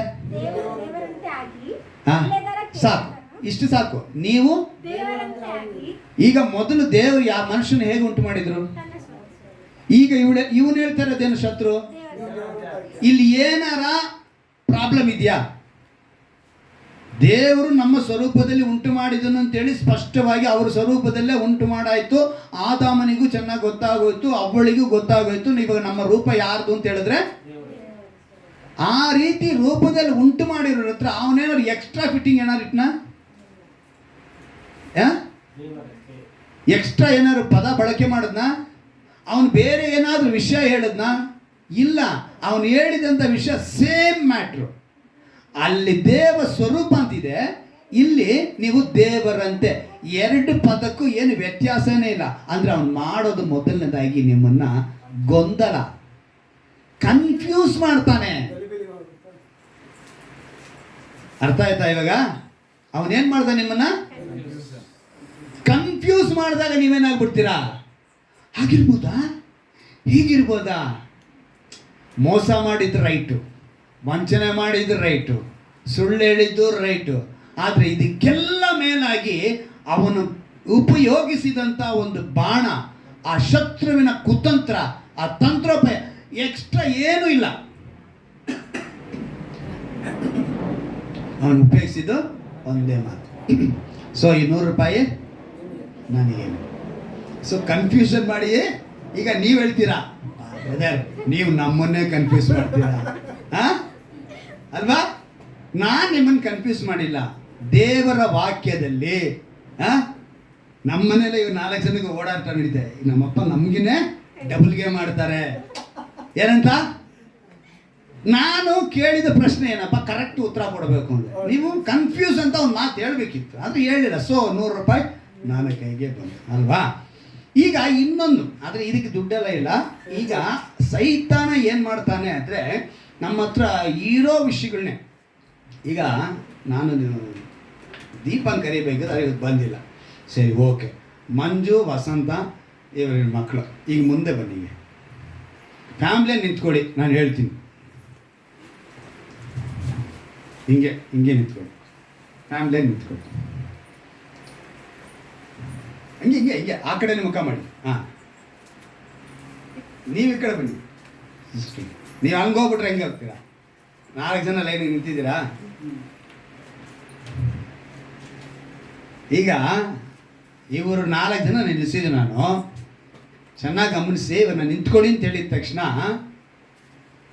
ಅವರಿಬ್ಬರು ಒಟ್ಟಿಗೆ ನಿಂತಿದ್ದಾರ? ಮಕ್ಕಳು ಮಧ್ಯದಲ್ಲಿದ್ದಾರ? ಈಗ ದೇವರು ಏನಂತ ಹೇಳಿದ್ರು? 22ನೇ ವಾಕ್ಯದಲ್ಲಿ ನಾವು ನೋಡ್ತೀವಿ, ಅಂದರೆ ಗಾಢ ನಿದ್ರೆಯನ್ನು ಬರಮಾಡಿ ಅವನ ಪಕ್ಕೆ ಎಲುಬುಗಳಲ್ಲಿ ಒಂದನ್ನು ತೆಗೆದುಕೊಂಡು ಅದರ ಸ್ಥಳವನ್ನು ಮಾಂಸದಿಂದ ಮುಚ್ಚಿ ತಾನು ಮನುಷ್ಯನಿಂದ ತೆಗೆದ ಎಲುಬನ್ನು ಸ್ತ್ರೀಯಾಗಿ ಮಾಡಿ ಆಕೆಯನ್ನು ಅವನ ಬಳಿಗೆ ಕರೆತಂದನು. ಅವನ ಆಕೆಯನ್ನು ನೋಡಿ, ಸರಿ, ಈಕೆ ನನ್ನ ಎಲುಬುಗಳಿಂದ ಬಂದ ಎಲುಬು, ನನ್ನ ಮಾಂಸದಿಂದ ಬಂದ ಮಾಂಸವಾಗಿದ್ದಾಳೆ, ಈಕೆ ನರರಿಂದ ಉತ್ಪತ್ತಿಯಾದ ಕಾರಣ ನಾರಿ ಎನಿಸಿಕೊಡು ಅಂತ ಹೇಳಿದ್ರು. ಹೇಳಿದ್ಮೇಲೆ ಈ ಕಾರಣದಿಂದ ಪುರುಷನು ತಂದೆ ತಾಯಿಗಳನ್ನು ಬಿಟ್ಟು ತನ್ನ ಹೆಂಡತಿಯನ್ನ ಸೇರಿಕೊಳ್ಳುವನು, ಅವರಿಬ್ಬರು ಒಂದೇ ಶರೀರ. ಇಲ್ಲಿ ಸ್ಪಷ್ಟವಾದ ಮಾತಿದೆ, ಇಲ್ಲಿ ಬೇರೆ ಯಾವುದೇ ಕನ್ಫ್ಯೂಷನ್ ಮಾತೇ ಇಲ್ಲ. ಒಂದೇ ಶರೀರ. ವಸಂತನು ಮಂಜು ಇಬ್ರು ಏನಾಗಿದ್ರು? ಒಂದೇ ಶರೀರವಾಗಿದ್ರು. ಈಗ ಮಧ್ಯದಲ್ಲಿ ಯಾರಿದ್ದಾರೆ? ಇವರಿಬ್ರು ಇವಾಗ ಬಂದಿದ್ದು ಇವರಿಗೆ ಒಳ್ಳೇದು ಅನ್ಸುತ್ತಾ ಕೆಟ್ಟದ್ದು ಅನ್ಸುತ್ತಾ? ಒಳ್ಳೆಯದು. ಪ್ರಪಂಚ ಮಕ್ಕಳಾಗಿಲ್ಲ ಅಂದ್ರೆ ಏನು ಅನಿಸುತ್ತೆ? ನಮ್ಮನ್ನ ಬಹಳ ಹಿಂಸೆ ಪಡಿಸುತ್ತೆ ಅಲ್ವಾ?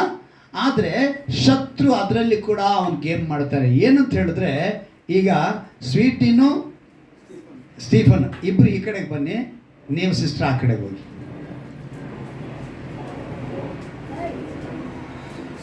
ನಾವು ಕೂಡ ಕುಟುಂಬ ಅಂತ ನಿಂತ್ಕೊಳ್ಳುವಾಗ ಒಟ್ಟಿಗೆ ನಿಂತ್ಕೊಳ್ಳಿ. ಇವಾಗ ಈಗ ಒಟ್ಟಿಗೆ ನಿಂತ್ಕೊಳ್ಳಿ.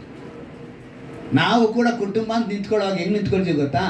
ಆ ಕಡೆ ಗಂಡ, ಈ ಕಡೆ ಹೆಂಡತಿ ನಿಂತು ಮಕ್ಕಳನ್ನ ಏನು ಮಾಡ್ತೀವಿ ಮಧ್ಯದಲ್ಲಿ ನಿಲ್ಲಿಸ್ತೀವಿ. ಶತ್ರು ಅಲ್ಲಿ ಕೂಡ ಇದು ನಮಗೆ ಕಾಣಿಸೋದು ಒಳ್ಳೆ ರೂಪನೇ, ಇದೇ ರೀತಿನೇ ನಿಲ್ಲಿಸ್ಬೇಕು. ಗಂಡ ಅಂತ ಏನು ಮಾಡ್ತಾರೆ? ಮಕ್ಕಳನ್ನ ಮಧ್ಯದಲ್ಲಿ ನಿಲ್ಲಿಸಿ ನಾವೇನು ಮಾಡ್ತೀವಿ? ಆ ಕಡೆ ಈ ಕಡೆ. ಈಗ ಕೆಲವ್ರು ಏನು ಮಾಡ್ತಾರೆ? ಹೆಣ್ಮಗುನ ಅಪ್ಪನ ಕಡೆನೋ ಗಂಡು ಮಗುನ ಅಮ್ಮನ ಕಡೆ ನಿಲ್ಲಿಸ್ಕೊಳ್ತಾರೆ. ಸರಿ, ಕುಳಿತುಕೊಳ್ಳಿ. ಇವಾಗ ಏನಕ್ಕೆ ಇದು ನಿಮಗೆ ತೋರಿಸಿದೆ ಅಂತ ಹೇಳಿದ್ರೆ, ಶತ್ರುವಿನ ಪ್ಲಾನ್ ಹೆಂಗಿರುತ್ತೆ ಅಂತ ಹೇಳಿದ್ರೆ ಹೀಗೇನೆ. ಅವನು ಏನೂ ಮಾಡಲ್ಲ, ನಮ್ಮ ಹತ್ರ ಇರೋದನ್ನೇ ಕನ್ಫ್ಯೂಸ್ ಮಾಡಕ್ಕೆ ಬಿಡ್ತಾನೆ, ಬೇರೆ ಏನು ಎಕ್ಸ್ಟ್ರಾ ತೊಗೊಂಬರಲ್ಲ. ಅವ್ನು ಇರೋದನ್ನೇ ನಿಮ್ಮನ್ನೇನು ಮಾಡಬೇಕು, ಸಪ್ರೇಟ್ ಮಾಡಿ ತೋರಿಸ್ಬೇಕು ಅಂತ ಪ್ಲ್ಯಾನ್ ಮಾಡ್ತಾನೆ.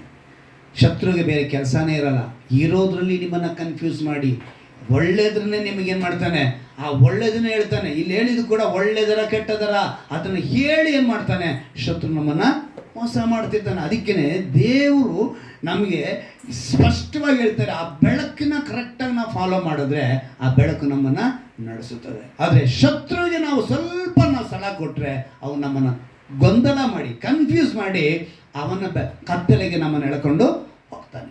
ಆದಾಮ ಹವ್ವಳು ಮಾಡಿದ್ದು ಅದೇ ರೀತಿಯಾಗಿ ದೇವರು ಮಾತನಾಡುವ ಈಗ ವಾಗ್ದಾನ ಇದೆಯಲ್ಲ, ಶಬ್ದ. ಈ ಶಬ್ದನ ಕೇಳಿಸ್ಕೊಂಡು ಮೊದಲನೇ ವ್ಯಕ್ತಿ ಯಾರು? ಆದಾಮ. ಅವರು ತಪ್ಪು ಮಾಡಿದ ತಕ್ಷಣ ದೇವರ ಆ ಸಪ್ಪಳ ಅಂತ ಬರೆಯಲ್ಪಟ್ಟಿದೆ. ಕೇಳಿ ಅವ್ರೇನು ಮಾಡ್ಕೊತಾರೆ? ಬಚ್ಚಿಟ್ಕೊತಾರೆ. ಮೊದಲನೇ ಸಲ ಅವರು ದೇವರೊಂದಿಗೆ ಮಾತನಾಡಿದ್ದು ಅವ್ರಿಗೆ ಭಯ ಬಂತು. ಅವ್ರಿಗೇನು ಬಂತು? ಭಯ ಬಂತು. ದೇವರ ಶಬ್ದನ ಕೇಳಿ ಅವ್ರಿಗೇನು ಬಂದು ಮಾಡೋದು? ಭಯ. ಕಾಯಿನನ್ನು ನೋಡಿ, ಕಾಯಿನ ಹತ್ರ ಕೂಡ ದೇವರು ಮಾತನಾಡ್ತಾರೆ. ಅವನು ಯಾವಾಗ ಏಬೆಲನ್ನು ಕೊಂದು ಬಿಡ್ತಾನೋ, ಕೊಂದ ಮೇಲೆ ದೇವ್ರು ಕೇಳ್ತಾರೆ, ಎಲ್ಲಿ ಅವನು ಅಂತ ಹೇಳಿದ್ರಿ. ಅವನಿಗೆ ಕಾವಲುಗಾರನ ನಾನು ಅಂತ ಪ್ರಶ್ನೆ ಮಾಡ್ತಾನೆ. ದೇವರ ಶಬ್ದವನ್ನು ಕೇಳಿಸ್ಕೊಂಡ. ಆದರೆ ಶಬ್ದನ ಕೇಳಿದ ತಕ್ಷಣ ತಲೆ ಬಗ್ಗಿಸ್ಕೊಂಡಂತವನು ಏನು ಮಾಡಿದ್ದಾನೆ? ಅವಾಗ ದೇವ್ರು ಹೇಳ್ತಾರೆ, ನಿನ್ನ ತಲೆ ಯಾಕೆ ಬಗ್ಗಿತ್ತು? ನೀವು ಅದೇ ಓದ್ ನೋಡಿ, 4ನೇ ಅಧ್ಯಾಯದಲ್ಲಿ ಕಾಣಿಸುತ್ತೆ. 4ನೇ ಅಧ್ಯಾಯದಲ್ಲಿ 6, 7 ವಾಕ್ಯ. ನಿನ್ನ ತಲೆ ಯಾಕೆ ಬಗ್ಗಿತ್ತು ಅಂತ ಕೇಳುವಾಗ ಅವನಿಗೆ ಉತ್ತರನೇ ಇಲ್ಲ. ಕಾರಣ ಏನು? ಅವನೊಳಗೆ ಕತ್ತಲೆ. ಆದಾಮ ಅವಳೊಂದಿಗೆ ಕತ್ತಲೆ, ಪಾಪ ಉತ್ಪತ್ತಿ ಆಗೋಯ್ತು. ನೋಡಿ, ಇಲ್ಲಿ ಭಯಪಟ್ಟವ್ರು ಅಡಗಿಕೊಂಡ್ರು ಇವರಿಬ್ರು. ಅಂದರೆ ನಿತ್ಯ ಜೀವ ಕೊಡಲು ಮನಸ್ಸೆಂಬ ಬಾಗಿಲನ್ನ ತಟ್ತಾ ಇದ್ದಾರೆ ದೇವರು. ಆದರೆ ಪಾಪವು ಕತ್ತಲೆ ನಮ್ಮನ್ನು ಆವರಿಸಿಕೊಳ್ಳಿಕ್ಕೆ ಆ ವಾಕ್ಯ ತೆಗೆದುಕೊಳ್ಳಿ. 4ನೇ ಅಧ್ಯಾಯದಲ್ಲಿ ಒಂದು ಮಾತು ಬರೆಯಲ್ಪಟ್ಟಿದೆ. 7ನೇ ವಾಕ್ಯ, ಆದಿಕಾಂಡ 4:7.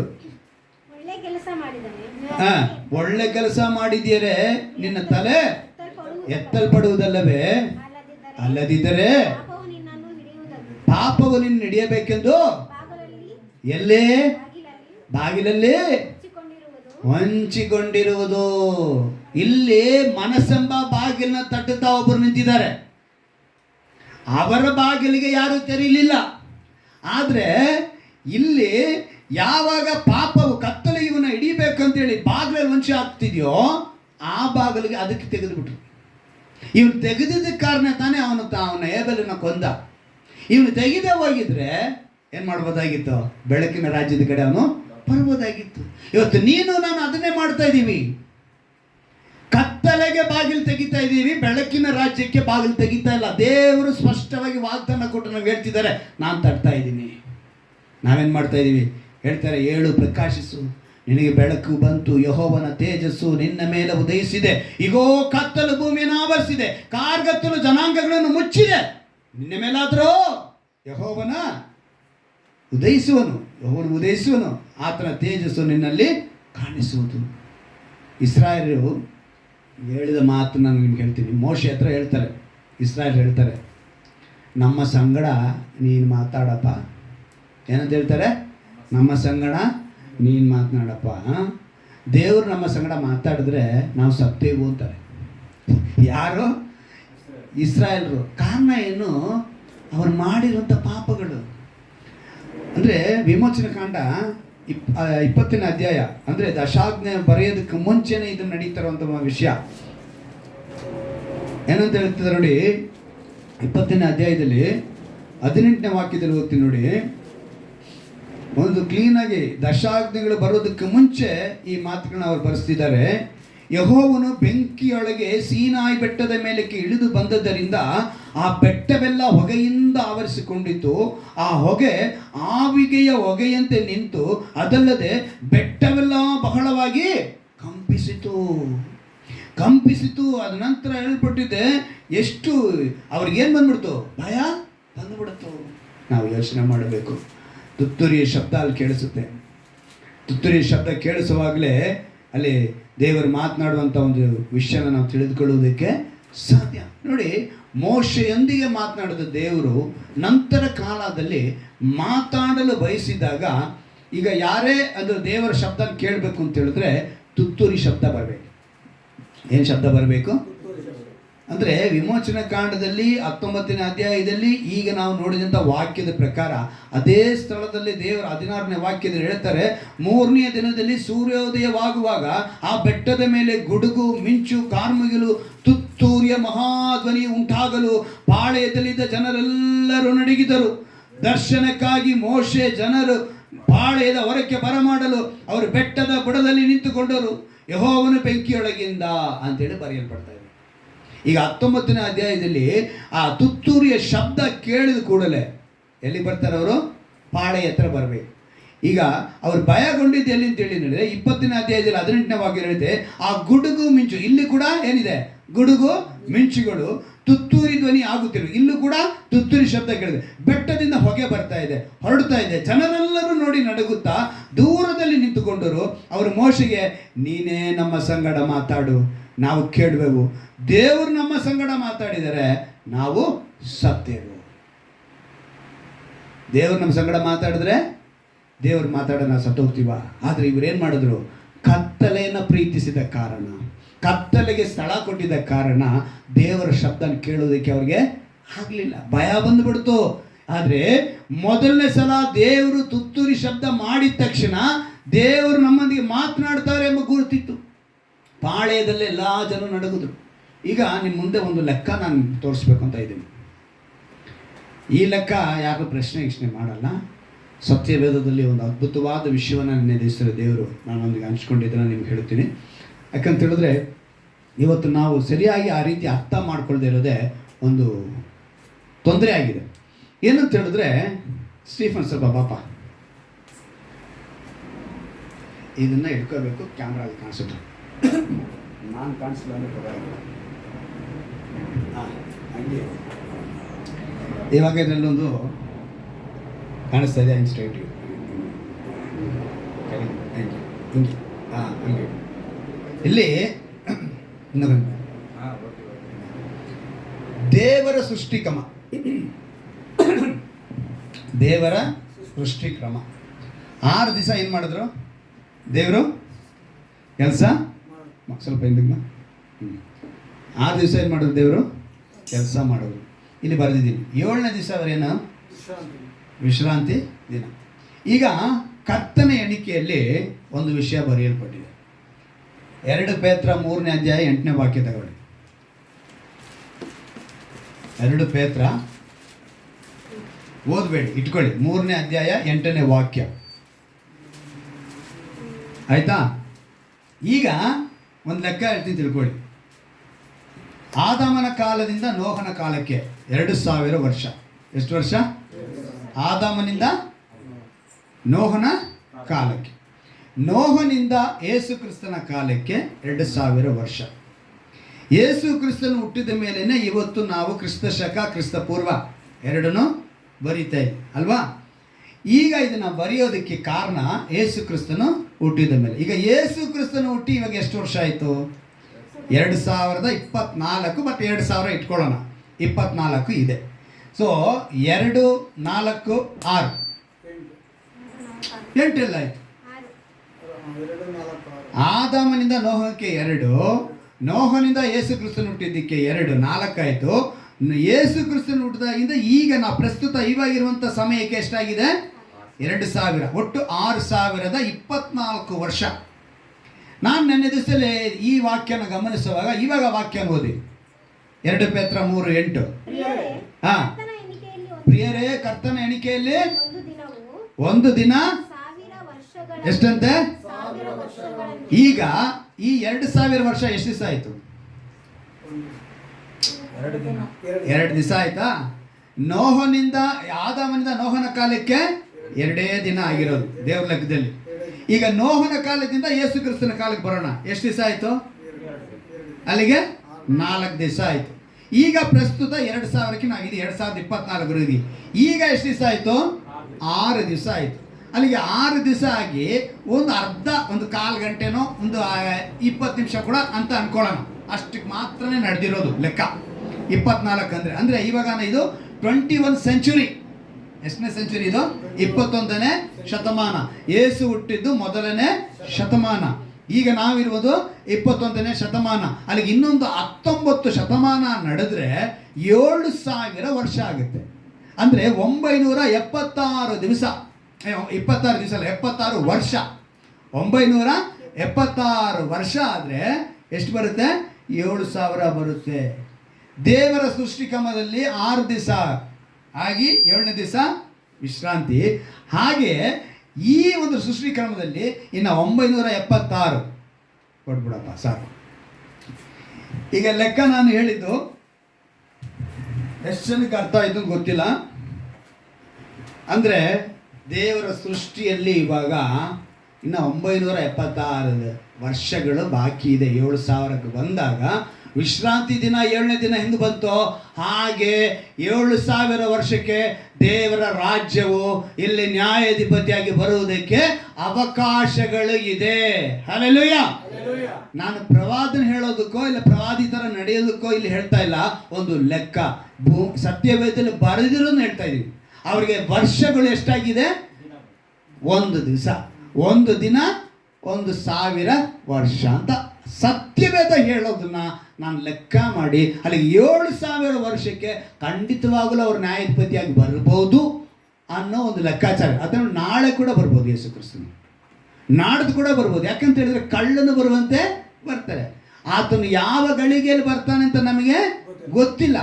ನಾನು ಇಲ್ಲಿ ನಿಮ್ಗೆ ಹೇಳ್ತಾ ಇರೋದು ಸತ್ಯವೇದದಲ್ಲಿ ಒಂದು ಲೆಕ್ಕ ನೋಡಿ ನಿಮಗೆ ಇದನ್ನು ಪ್ರಸ್ತುತ ಈ ಸಮಯದಲ್ಲಿ ಅಂದರೆ 976 ವರ್ಷ ಬಾಕಿ ಇದೆ ಅಂತೇಳಿ ನೀವು ಕತ್ತಲೆಯಲ್ಲಿ ಬದುಕಿರಿ ಅಂತ ಹೇಳ್ತಿಲ್ಲ. ಯೇಸು ಕ್ರಿಸ್ತನು 1ನೇ ಶತಮಾನದಲ್ಲೇ ಅವರು ಹುಟ್ಟಿ ತನ್ನ ಬದುಕು 33 ವರ್ಷ 6 ತಿಂಗಳು ಅವರು ಬದುಕಿದ ಕಾಲದಲ್ಲೇ ತಂದೆಯ ರಾಜ್ಯವನ್ನು ನೆರವೇರಿಸುವುದಕ್ಕೆ ಪರಲೋಕದ ರಾಜ್ಯದ ಸುವಾರ್ತೆಯನ್ನು ಹೇಳ್ತಾ ಪರಲೋಕದ ಕಡೆ ತಿರುಗಿಕೊಳ್ಳಿ, ಪರಲೋಕದ ರಾಜ್ಯದ ಕಡೆ ತಿರುಗಿಕೊಳ್ಳಿ ಅಂತೇಳಿ ಸುವಾರ್ತೆ ಹೇಳಿದ್ರೆ ಹೊರತು ಅವ್ರು ಬೇರೆ ಏನು ಹೇಳಲಿಲ್ಲ. ಅವತ್ತಿನಿಂದ ಇವತ್ತಿನವರೆಗೂ ಏನಾಗೋಯ್ತು? 2024 ವರ್ಷ ಕಳೆದರೂ ಕೂಡ ಇನ್ನೂ ಯಾರು ಬದಲಾಗ್ತಾ ಇಲ್ಲ. ಆ ವಾಕ್ಯದಲ್ಲಿ ಇನ್ನೊಂದು ಮಾತು ಬರೆಯಲ್ಪಟ್ಟಿದೆ ನೋಡಿ, 2 ಪೇತ್ರ 3ನೇ ಅಧ್ಯಾಯದಲ್ಲಿ 9ನೇ ವಾಕ್ಯ, ಕರ್ತನು ತನ್ನ ವಾಗ್ದಾನವನ್ನು ನೆರವೇರಿಸುವುದಕ್ಕೆ ತಡ ಮಾಡುತ್ತಾನೆಂಬುದಕ್ಕಾಗಿ ಕೆಲವರು ಅರ್ಥ ಮಾಡಿಕೊಳ್ಳುವ ಪ್ರಕಾರ ಆತನು ತಡ ಮಾಡುವವನಲ್ಲ, ಯಾವನಾದರೂ ಏನಂತೆ ವಾಗ್ದಾನದಲ್ಲಿ ಏನಂತ ಹೇಳಿದ್ರು? ನಾನು ಬಾಗಿಲು ತಟ್ಟ ನಿಂತಿದ್ದೀನಪ್ಪ, ಯಾವನಾದರೂ ಬಾಗಿಲು. ಈಗಿಲ್ಲ ಹೇಳ್ತಿದ್ದಾರೆ ಯಾವನಾದರೂ, ಅದೇ ಪದ.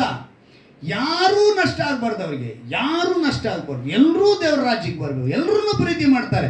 ಆದರೆ ಮನುಷ್ಯ ಇವತ್ತು ಆ ಮತ, ಆ ಕುಲ, ಈ ಜಾತಿ, ಆ ಜಾತಿ, ಏನೇನೋ ಭೇದ ಭಾವಗಳು. ಅದಕ್ಕೆ ನೋಡಿ, ಸಕಲ ವ್ಯಾಧಿಯನ್ನು ಗುಣಪಡಿಸುವ ದೇವರು ಜಾತಿ ಮತ ಭೇದವಿಲ್ಲದೆ ಎಲ್ಲರನ್ನು ಗುಣಪಡಿಸು ಅಂತೇಳಿ DJ ದಿನಕರಯ್ಯ ಆ ಹಾಡನ್ನು ಬರೆದಿದ್ದು. ಹಲ್ಲೆಲೂಯಾ. ನಾವು ಏನಾಗಿದ್ದೀವಿ? ಇನ್ನೂ ಕತ್ತಲೆಯಲ್ಲಿ ಬದುಕುವರಾಗಿದ್ದೀವಿ. 7000 ವರ್ಷ ಅನ್ನೋ ಲೆಕ್ಕದ ಮೇಲೆ ನಾನು ಆ ಮಾತನ್ನು ಹೇಳಿದೆ. ಅಂದರೆ ಇಲ್ಲಿ ದೇವರ ಮಾತನ್ನು ಹೇಳಿದರೆ, ಯಾವನಾದರೂ ನಾಶವಾಗುವುದಲ್ಲಿ ಆತನು ಇಷ್ಟಪಡದೆ ಎಲ್ಲರೂ ತನ್ನ ಕಡೆಗೆ ತಿರುಗಿಕೊಳ್ಳಬೇಕೆಂದು ಅಪೇಕ್ಷಿಸುವನಾಗಿದ್ದು ನಿಮ್ಮ ವಿಷಯದಲ್ಲಿ, ನನ್ನ ವಿಷಯದಲ್ಲಿ ಅವರೇನಾಗಿದ್ದಾರೆ ಅಂತೆ? ದೀರ್ಘ ಶಾಂತಿ ಉಳ್ಳವನಾಗಿದ್ದಾನೆ. ಹಲ್ಲೆಲೂಯಾ. ಅಷ್ಟೊಂದು ನೀತಿವಂತರ ನಾವು. ಸಹನೆಯಿಂದ ತಳ್ಕೊಂತಿದ್ದಾರೆ, ತಾಳ್ಮೆಯಿಂದ ಕುಂತಿದ್ದಾರೆ. ಇವತ್ತೆಲ್ಲ ಬದಲಾಗಿಬಿಡ್ತಾರೆ. ಇದು ಈ ಕ್ಷಣ ಬದಲಾಗ್ಬೋದು, ಅಥವಾ ನಾಳೆ ನಾಡ್ದು ಇಲ್ಲ. ನಾನು ಹೇಳಿದ್ದು ಅದಕ್ಕಿಂತ 976 ವರ್ಷಗಳಲ್ಲಿ ಏನೇನು ನಡೆಯುತ್ತೆ ಅಂತ ಗೊತ್ತಿಲ್ಲ. ಆದರೆ ಇವತ್ತು ಅನೇಕ ಕಡೆಗಡೆ 2012ಕ್ಕೆ ಅದಾಗೋಗುತ್ತೆ, 2014ಕ್ಕೆ ಹಿಂಗಾಗೋಗುತ್ತೆ, 2019ಕ್ಕೆ ಹಿಂಗಾಗೋಗುತ್ತೆ, 2023ಕ್ಕೆ ಹಿಂಗಾಗೋಗುತ್ತೆ. ಎಷ್ಟು ಸಿನಿಮಾಗಳು ಬರಲಿಲ್ಲ ಅಲ್ವಾ? ಈಗ 2030ಕ್ಕೆ ಹೋಗಿದ್ದಾರೆ. ಎಲ್ಲಿಗೆ ಹೋಗಿದ್ದಾರೆ? 2030ಕ್ಕೆ ವಿಚಿತ್ರವಾಗಿ ನಡೆಯುತ್ತೆ ಅಂತ ಹೇಳ್ತಿದ್ದಾರೆ.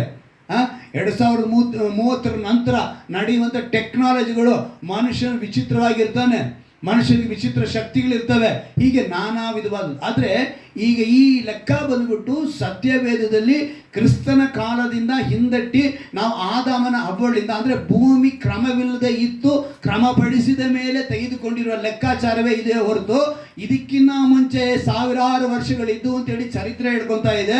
ಅನೇಕರು ಹೇಳ್ಕೊತಾ ಇದ್ದಾರೆ ಇನ್ನೂ ಲಕ್ಷಗಟ್ಟಲೆ ವರ್ಷ ಭೂಮಿ ಇತ್ತು, ಅದರ ಮೇಲೆ ಇತ್ತು. ಆದರೆ ಭೂಮಿ ಕ್ರಮವಿಲ್ಲದೆ ಇದನ್ನ ಕ್ರಮಪಡಿಸಿ ತೆಗೆದುಕೊಂಡು ಬಂದಿರುವಂಥ ಕಾಲ ಇವತ್ತು 6024 ವರ್ಷ.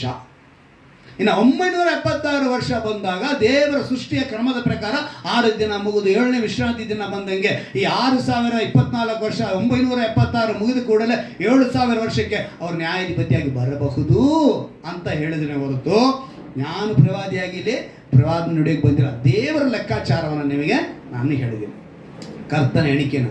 ಅಂದರೆ ತುತ್ತೂರಿ ಶಬ್ದ ದೇವದೂತರನ್ನ ಕಳಿಸಿದನು. ಅಂದು ಮೋಶೆಯ ಕಾಲದಲ್ಲಿ ತುತ್ತೂರಿ ಶಬ್ದ ಬಂದ ಕೂಡಲೇ ದೇವರು ಮಾತನಾಡಕ್ಕೆ ಬರ್ತಿದ್ದಾರೆ ಅಂತ ಅರ್ಥ. ಬರಲಿರುವ ತುತ್ತೂರಿ ಶಬ್ದ ಈಗ ನೆಕ್ಸ್ಟ್ ಒಂದು ತುತ್ತೂರಿ ಶಬ್ದ ಬರುತ್ತೆ. ಮತ್ತಾಯನ ಬರೆದ ಸುವಾರ್ತೆ 24ನೇ ಅಧ್ಯಾಯದಲ್ಲಿ 31ನೇ ವಾಕ್ಯವನ್ನು ತೆಗೆದುಕೊಳ್ಳುವಾಗ, ಮತ್ತಾಯನ ಬರೆದ ಸುವಾರ್ತೆ 24ನೇ ಅಧ್ಯಾಯ 31ನೇ ವಾಕ್ಯವನ್ನು ನಾವು ಗಮನಿಸುವಾಗ ಅಲ್ಲಿ ಒಂದು ಮಾತು ಬರೆಯಲ್ಪಟ್ಟಿದೆ. ಆತನು ತುತ್ತೂರಿಯ ಮಹಾಶಬ್ದದಿಂದ ತನ್ನ ದೂತರನ್ನು ಕಳುಹಿಸುವನು. ಅವರು ಆತನು ಆದುಕೊಂಡವರು. ಯಾರು ಆದುಕೊಂಡವರು? ಯೇಸು ಆದುಕೊಂಡವರನ್ನ ಆಕಾಶದ ಒಂದು ಕಡೆಯಿಂದ ಮತ್ತೊಂದು ಕಡೆಯವರೆಗೆ. ಚೆನ್ನಾಗಿ ಗಮನಿಸಿ. ಈಗ ನೀತಿವಂತರಾಗಿ ಸಜ್ಜನರಾಗಿ ದೇವರಿಗೆ ಪ್ರಿಯರಾಗಿ ಯಾರು ಮರಣ ಹೊಂದಿರ್ತಾರೋ, ಮೋಶೆ ಬಿಟ್ಟು ಆಯ್ತಾ, ಎಲಿಯ ಬಿಟ್ಟು, ಹೆನೋಕನ ಬಿಟ್ಟು ಮಿಕ್ಕಿದವರೆಲ್ಲರೂ ಕೂಡ ಪರದೇಶಿಯಲ್ಲಿ ಇರಬೇಕು. ಎಲ್ಲಿರಬೇಕು? ಪರದೇಶಿಯಲ್ಲಿ ಇರಬೇಕು. ಅದೇ ಆಕಾಶದಲ್ಲಿ ಇರೋರನ್ನ ಒಟ್ಟುಗೂಡಿಸ್ಕೊಂಡು ನಂತರ ಹೇಳ್ತಾರೆ 4 ದಿಕ್ಕುಗಳಿಂದ, 4 ದಿಕ್ಕಿರುವುದು ಭೂಮಿ ಮೇಲೆ. ಭೂಮಿ ಮೇಲೆ ಏನಿದೆ? 4 ದಿಕ್ಕು. ಆಕಾಶದಲ್ಲಿ 4 ದಿಕ್ಕಿಲ್ಲ, ಭೂಮಿ ಮೇಲಿರೋ 4 ದಿಕ್ಕುಗಳಿಂದ ತನ್ನವರನ್ನ ಕೂಡಿಸಿಕೊಂಡು. ಅಂದರೆ ಈ ತುತ್ತೂರಿ ಶಬ್ದ ಆತನ ನ್ಯಾಯಾಧಿಪತಿಯಾಗಿ ಬರುವುದಕ್ಕೆ ಗುರುತಾಗಿದೆ. ಹಲ್ಲೆಲೂಯಾ. ಬೆಳಕು ನಿತ್ಯ ಜೀವಕ್ಕೆ ಕರೆದುಕೊಂಡು ಹೋಗಿ ಗುರುತಾಗಿದ್ರೆ, ಕತ್ತಲು ನಮ್ಮನ್ನು ಪಾತಾಳಕ್ಕೆ ನರಕಕ್ಕೆ ಕರೆದುಕೊಂಡು ಹೋಗಾಗ ಗುರುತಾಗಿದೆ. ಆ ಕತ್ತಲೆನ ಬಿಟ್ಟು ನಿತ್ಯ ಜೀವದ ಕಡೆಗೆ ನಾವು ಕ್ರಿಸ್ತನೊಂದಿಗೆ, ಅಂದರೆ ಇಂದಿನ ಕ್ರೈಸ್ತರಲ್ಲಿ ಬೆಳಕಿನ ಗುಣವೇ ಇರಲ್ಲ. ಇಂದಿನ ಕ್ರೈಸ್ತರಲ್ಲಿ ಪ್ರಕಾಶಿಸುವ ಬೆಳಕಿಲ್ಲ. ಇಂದಿನ ನಿನ್ನಂತೆ ನಿನ್ನ ನೆರೆಯವನನ್ನು ಪ್ರೀತಿಸು ಎಂಬ ಮಾತಿನ ಆ ಬೆಳಕಿನ ಗುಣ ಇಲ್ಲ. ಇಂದು ಕ್ರೈಸ್ತರಲ್ಲಿ ಕತ್ತಲೆ ಬಿಟ್ಟು ಬರೋ ಮನಸ್ಸೇ ಇಲ್ಲ. ಇದೆಲ್ಲ ಕ್ರೈಸ್ತರಲ್ಲೇ. ನಾವು ಅನ್ಯರ ಬಗ್ಗೆ ಆಮೇಲೆ ಮಾತಾಡ್ಕೊಳ್ಳೋಣ. ಮೊದಲನೇದ ಕ್ರೈಸ್ತರಲ್ಲೇ ಇಲ್ಲ. ಇಂದಿನ ಕ್ರೈಸ್ತರಲ್ಲಿ ಕ್ಷಮಿಸುವ ಗುಣ ಇಲ್ಲ, ಸಹನೆ ಇಲ್ಲ, ತಾಳ್ಮೆ ಇಲ್ಲ, ದೀರ್ಘಶಾಂತಿ ಇಲ್ಲ, ಸಮಾಧಾನ ಇಲ್ಲ, ದಯೆ ಇಲ್ಲ, ಶಮದಮೆ ಇಲ್ಲ, ಫಲ ಕೊಡುವ ಗುಣಗಳೇ ಇಲ್ಲ. ಇವತ್ತು ಕ್ರೈಸ್ತರು ಹೆಂಗಾಗಿ ಹೋಗಿದ್ದಾರೆ ಅಂತ ಹೇಳಿದ್ರೆ, ಕ್ರೈಸ್ತರು ಸ್ವಾರ್ಥಿಗಳಾಗಿ ಹೋಗಿದ್ದಾರೆ. ಎಷ್ಟಾಗಿ ಹೋಗಿದ್ದಾರೆ? ಸ್ವಾರ್ಥಿಗಳಾಗಿ. ಕಾರಣವೇನು ಗೊತ್ತಾ? ಉಪದೇಶಗಳು ಬೋಧನೆಗಳು ಬೇರೆ ಆಗಿಬಿಟ್ಟಿದೆ. ಏನಾಗಿದೆ? ಉಪದೇಶಗಳು ಬೋಧನೆಗಳು ಸತ್ಯವೇದ ವಾಕ್ಯಾನುಸಾರ ಇಲ್ಲ. ಮಾರ್ಕನ ಬರ ಸುವಾರ್ತೆ 12ನೇ ಅಧ್ಯಾಯದಲ್ಲಿ ಒಂದು ಮಾತನ್ನು ನಾವು ನೋಡುವಾಗ, ಮಾರ್ಕನ ಬರ ಸುವಾರ್ತೆ 12ನೇ ಅಧ್ಯಾಯ 32ನೇ ವಾಕ್ಯವನ್ನು ಗಮನಿಸುವಾಗ, ಒಬ್ಬನೇ ಇದ್ದೇನೆ, ಆತನ ಹೊರತು ಮತ್ತೊಬ್ಬ ದೇವರಿಲ್ಲ ಎಂದು ನೀನು ಹೇಳಿದ್ದು ಸತ್ಯ. ನೋಡಿ, ಒಬ್ಬನೇ ಬೋಧಕನು ಚೆನ್ನಾಗಿ ಹೇಳಿದ್ದಾನೆ, ಒಬ್ಬನೇ ಇದ್ದಾನೆ, ಆತನ ಹೊರತು ಮತ್ತೊಬ್ಬನ ದೇವರಿಲ್ಲ ಎಂದು ನೀನು ಹೇಳಿದ್ದು ಸತ್ಯ. ಈ ಸತ್ಯ ಅಂತ ಚೆನ್ನಾಗಿ ಗೊತ್ತು. ಆದರೆ ಆತನನ್ನು ಪೂರ್ಣ ಮನಸ್ಸಿಂದಲೂ ಪೂರ್ಣ ಬುದ್ಧಿಯಿಂದಲೂ ಪೂರ್ಣ ಶಕ್ತಿಯಿಂದಲೂ ಪ್ರೀತಿಸುವುದು ಮತ್ತು ತನ್ನನ್ನು ಪ್ರೀತಿಸಿಕೊಳ್ಳುವಂತೆ ತನ್ನ ನೆರೆಯವನನ್ನು ಪ್ರೀತಿಸುವುದು, ಇವೆರಡು ಎಲ್ಲ ಸರ್ವಾಂಗ ಹೋಮಗಳಿಗಿಂತಲೂ ಎಲ್ಲ ಯಜ್ಞಗಳಿಗಿಂತಲೂ ಹೆಚ್ಚಿನವು ಅಂತನೂ ಅವನು ಬುದ್ಧಿಯಿಂದ ಉತ್ತರ ಕೊಟ್ಟದನ್ನು ಯೇಸು ಕಂಡು, ನೀನು ದೇವರ ರಾಜ್ಯಕ್ಕೆ ದೂರವಾದವನು ಅಲ್ಲ. ಏನಂತ ಹೇಳಿದ್ರು? ದೇವರ ರಾಜ್ಯಕ್ಕೆ ನೀನು ದೂರವಾದವನಲ್ಲ. ಆದರೆ ಇವತ್ತು ಕ್ರೈಸ್ತರಲ್ಲಿ ಉಪದೇಶಗಳು ಬೇರೆ ಬೇರೆ ಬಂದ್ಬಿಟ್ರು, ನಾನಾ ವಿಧದಲ್ಲಿ ಬಂದ್ಬಿಟ್ರು. ಅದರಲ್ಲಿ ಕೆಲವೊಂದನ್ನು ಹೇಳ್ತೀನಿ. ಇದು ಕೆಲವು ಕ್ರೈಸ್ತರ ಒಂದು ಉಪದೇಶಗಳು ಅಂದರೆ ಬೋಧಕರ ಉಪದೇಶಗಳಂದರೆ ಅನ್ಯ ದೇವರುಗಳ ಹೆಸರುಗಳನ್ನ ಹೇಳಬಾರ್ದು, ಅನ್ಯ ದೇವತೆಗಳ ಹೆಸರುಗಳನ್ನ ಹೇಳಬಾರ್ದು. ಸರಿ, ಹಾಗಿದ್ರೆ ನಾವಿರುವಂಥ ಊರುಗಳ ಹೆಸರು ಅದಾಗಿದ್ರೆ ಏನು ಮಾಡೋದು? ಸರಿಪ್ಪ, ನಮ್ಮ ಬಂಧುಗಳು ನೆಂಟರುಗಳು ಇರೋಂಥ ಊರಿನ ಹೆಸರು ಅಥವಾ ಇರೋಂಥ ಸ್ಥಳದ ಹೆಸರು ಇದ್ರೆ ಏನು ಮಾಡಬೇಕು ಅಲ್ವಾ? ಸರಿ, ನಾವು ಕೆಲಸ ಮಾಡೋ ಸ್ಥಳ ಅಲ್ಲಿಗೆ ಏನು ಮಾಡಬೇಕು? ಆ ಕೆಲಸ ಸ್ಥಳ ಹೇಳೋಣ, ಎಲ್ಲ ಕ್ರಿಶ್ಚಿಯನ್ ಹೆಸರು ಹೇಳ್ತೀರಾ? ಇಲ್ಲ, ಊರುಗಳ ಹೆಸರು ಹೇಳೋಕ್ಕಾಗಲ್ಲ. ಸರಿ, ಸಂಬಳ ಕೊಡುವ ಓನರ್ ಹೆಸರು ಸಾಧ್ಯವಾಗಲಿಲ್ಲ. ಟ್ರೀಟ್ಮೆಂಟ್ ಕೊಡೋ ಡಾಕ್ಟ್ರ್ ಹೆಸರು ಇಲ್ಲ, ನಾನು ಕ್ರಿಶ್ಚಿಯನ್ನೇ ಬೇಕು. ಆಕ್ಸಿಡೆಂಟ್ ಆಗಿ ರೋಡಲ್ಲಿ ಬಿದ್ದಿದ್ಯಾ, ಕ್ರಿಶ್ಚಿಯನ್ನೇ ಬಂದು ಕಾಪಾಡಬೇಕು ಹೇಳ್ತೀಯಾ? ರಕ್ತ ಕೊಡುವಾಗ ಸಿದ್ದರಾಮಯ್ಯ ಇದನ್ನು ಒಂದು ಮಾಸಲ್ಲಿ ಒಂದ್ಸಲಿ ಹೇಳಿದರು. ಏನಂತೆ, ಸಾಯವಾಗ ಯಾರನ್ನ ಬಂದು ರಕ್ತ ಕೊಡುವಾಗ ನೀನು ಈ ಜಾತಿನ, ಈ ಮತನ, ಈ ಕುಲನ ಅಂತ ಹೇಳ್ತೀರೇನಯ್ಯ, ಯಾಕೆ ಹೆಂಗೆ ಒದ್ದಾಡ್ತೀರ ಅಂತೇಳಿ ಸಿದ್ದರಾಮಯ್ಯ ಅವರು ಹೇಳ್ತಾರೆ. ಅಂದರೆ ನಾವು ಸಾಯುವಂಥ ಸ್ಥಿತಿಯಲ್ಲಿ, ಅಂದರೆ ಈಗ ವಿಶ್ವಾಸಿ ಅಂತ ಹೇಳ್ಬೇಕಂದ್ರೆ ನಮ್ಮ ವಿಶ್ವಾಸಿಗಳ ಹೆಸರುಗಳೇನಿದೆ? ಆಧಾರ್ ಕಾರ್ಡ್ ಪ್ರಕಾರ ಹೇಳಿ, ಬೇರೆ ಬೇಡ. ಆಧಾರ್ ಕಾರ್ಡಲ್ಲಿ ನಿಮ್ಮ ಅಕ್ಕ ನೋಡ್ಕೊತಾ ಇದ್ರಲ್ಲ ತಾನೆ ಅವಾಗವಾಗ, ಇವಾಗ ಎಷ್ಟೆಷ್ಟು ಕ್ರೀಮ್ಗಳು ಹಾಕೊಂಡಿರ್ಬೋದು. ನಿಮ್ಮ ಮಕ್ಕ ಚೆನ್ನಾಗಿದೆಯಲ್ಲ ಅಂತ ನಿಮ್ಗೆ ಗೊತ್ತಾಗಬೇಕು ಅಂತ ಹೇಳಿದ್ರೆ ಬೇರೆ ಯಾರ ಹತ್ರ ಕೇಳಬೇಡಿ, ಆಧಾರ್ ಕಾರ್ಡ್ ಮುಖ ನೋಡಿದ್ರೆ ಗೊತ್ತಾಗುತ್ತೆ ನಾವೆಷ್ಟು ಸುಂದರವಾಗಿದ್ದೇವೆ ಎಂದು ನಾವು ಅನೇಕರಿಗೆ ಹೇಳಬಹುದು ಅಲ್ವಾ? ಸೊ ಆಧಾರ್ ಕಾರ್ಡ್ ಪ್ರಕಾರ ಹೇಳಿದ್ರೆ ಈಗ ನಾನು ಮಂಜುನ್ ಕರೆಯಂಗಿಲ್ಲ, ಮೂರ್ತಿನ ಕರೆಯಂಗಿಲ್ಲ, ನಾರಾಯಣ್ ಕರೆಯಂಗಿಲ್ಲ, ಅಲ್ವಾ? ಈ ಹೆಸರುಗಳೆಲ್ಲ ಹೆಂಗೆ ಹೇಳೋದು ನಾನು? ಆದರೆ ಇವತ್ತು ಉಪದೇಶ ಆ ರೀತಿ ಇದೆ. ಏನಂತೆ? ಅನ್ಯ ದೇವರುಗಳ ಹೆಸರುಗಳನ್ನ, ಅನ್ಯ ದೇವತೆಗಳ ಹೆಸರನ್ನ ಕೇಳಬಾರ್ದು. ನಾವೆಲ್ಲ ಭಾರತೀಯರಲ್ವಾ?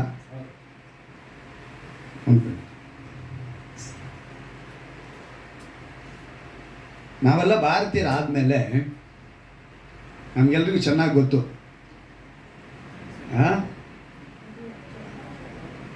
ಅಲ್ವಾ? ಒಂದೇ ಮಾತ್ರ ಹೇಳ್ತೀವೋ ಇಲ್ವೋ? ಹೇಳ್ಬೇಕಾ ಬೇಡ? ಒಂದೇ ಮಾತ್ರ ನಮ್ಮಲ್ಲಿ ಏನಿದೆ ಅಂತ ಗೊತ್ತಾ?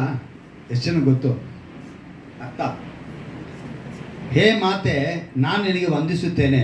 ಜಲಧನ್ಯ ಧಾನ್ಯಗಳಿಂದ ಸಮೃದ್ಧವಾಗಿರುವ ದಕ್ಷಿಣದಲ್ಲಿನ ವಲಯ ಪರ್ವತದಿಂದ ಬರುವ ವಾಯು ಲಹರಿಗಳಿಂದ ಶಿಥಲವಾಗುವ ಮತ್ತು ವಿಫಲವಾದ ಕೃಷಿಯಿಂದ ಶ್ಯಾಮಲ ವರ್ಣವಾಗಿರುವ ಹೇ ಮಾತೆ, ಶ್ವೇತ ಶುಭ್ರ ಬೆಳದಿಂಗಳಿನಿಂದ ನಿನ್ನ ರಾತ್ರಿಗಳು ಪೈಪುಲ್ಲಿತವಾಗಿರುತ್ತವೆ. ಅದೇ ರೀತಿ ಅರಳಿದ ಹೂಗಳಿಂದ ನಿನ್ನ ಭೂಮಿಯ ವೃಕ್ಷ ಬಳ್ಳಿಗಳ ವಸ್ತ್ರಗಳನ್ನು ಧರಿಸಿದಂತೆ ಸುಶೋಭಿತವಾಗಿ ಕಾಣಿಸುತ್ತದೆ. ಸದಾ ಅಸನ್ಮುಖ ಮತ್ತು ಸದಾಕಾಲ ಮಧುರವಾಗಿ ಮಾತನಾಡುವ ವರದಾಯಿನಿ, ಸುಖಪ್ರದಾಯಿನಿ ಆಗಿರುವ ಹೇ ಮಾತೆ ಅಲ್ವಾ? 30 ಕೋಟಿ ಕಂಠಗಳಿಂದ ಭಯಂಕರವಾದ ಗರ್ಜನೆಯ ಮೊಳಗುತ್ತಿರುವ ಮತ್ತು 60 ಕೋಟಿ ಕೈಗಳಲ್ಲಿ ಹಿಡಿದಿರುವ ಖಡ್ಗಗಳ ಮೊನೆಯು ಹೊಳೆಯುತ್ತಿರುವಾಗ ಹೇ ಮಾತೆಯೇ, ನೀನು ಅಬಲೆಯಾಗಿದ್ದಿ ಎಂದು ಹೇಳಿ ಯಾರಿಗಾದರೂ ಧೈರ್ಯವಿದೆಯೇ? ವಾಸ್ತವದಲ್ಲಿ ಮಾತೆಯೇ ಅಪಾರ ಸಾಮರ್ಥ್ಯವು ನಿನ್ನಲ್ಲಿದೆ. ಶತ್ರು ಸೈನ್ಯದ ಪಡೆಯನ್ನು ಹಿಂತಿರುಗಿಸಿ ನಿನ್ನ ಸಂತಾನದ ನಮ್ಮನ್ನು ರಕ್ಷಿಸುತ್ತಿರುವ ಹೇ ಮಾತೆಯೇ, ನಾನು ನಿನಗೆ ವಂದಿಸುತ್ತೇನೆ. ನೀನೇ ನಮ್ಮ ಜ್ಞಾನ, ನೀನೇ ನಮ್ಮ ಚಾರಿತ್ರ್ಯ, ನೀನೇ ನಮ್ಮ ಧರ್ಮವಾಗಿದ್ದಿ, ನೀನೇ ನಮ್ಮ ಹೃದಯ, ನೀನೇ ನಮ್ಮ ಚೈತನ್ಯವಾಗಿದ್ದಿ. ಈಗ ಭಾರತೀಯರಾಗಿದ್ದು ನಾವು ಈಗ ನಾವೇನು ಹೇಳ್ತಾ ಇದ್ದೀವಿ? ನೀನೇ ನಮ್ಮ ಜ್ಞಾನ, ನೀನೇ ನಮ್ಮ ಚಾರಿತ್ರ್ಯ, ನೀನೇ ನಮ್ಮ ಧರ್ಮವಾಗಿದ್ದಿ, ನೀನೇ ನಮ್ಮ ಹೃದಯ, ನೀನೇ ನಮ್ಮ ಚೈತನ್ಯವಾಗಿದ್ದಿ. ನಮ್ಮ ದೇಹದಲ್ಲಿ ಪ್ರಾಣವು ಖಂಡಿತವಾಗಿಯೂ ನೀನೇ ಆಗಿದ್ದಿ. ನಮ್ಮ ಮಣಿಕಟ್ಟಿನಲ್ಲಿರುವ, ಎಲ್ಲಿಂದ? ಮಣಿಕಟ್ಟಿನಲ್ಲಿರುವ ಶಕ್ತಿ ನೀನೇ, ಮತ್ತು ಆ ಅಂತಃಕರಣದಲ್ಲಿನ ಕಾಳಿಯೂ ನೀನೆ. ಏನಂತ? ಕಾಳಿಯೂ ನೀನೆ.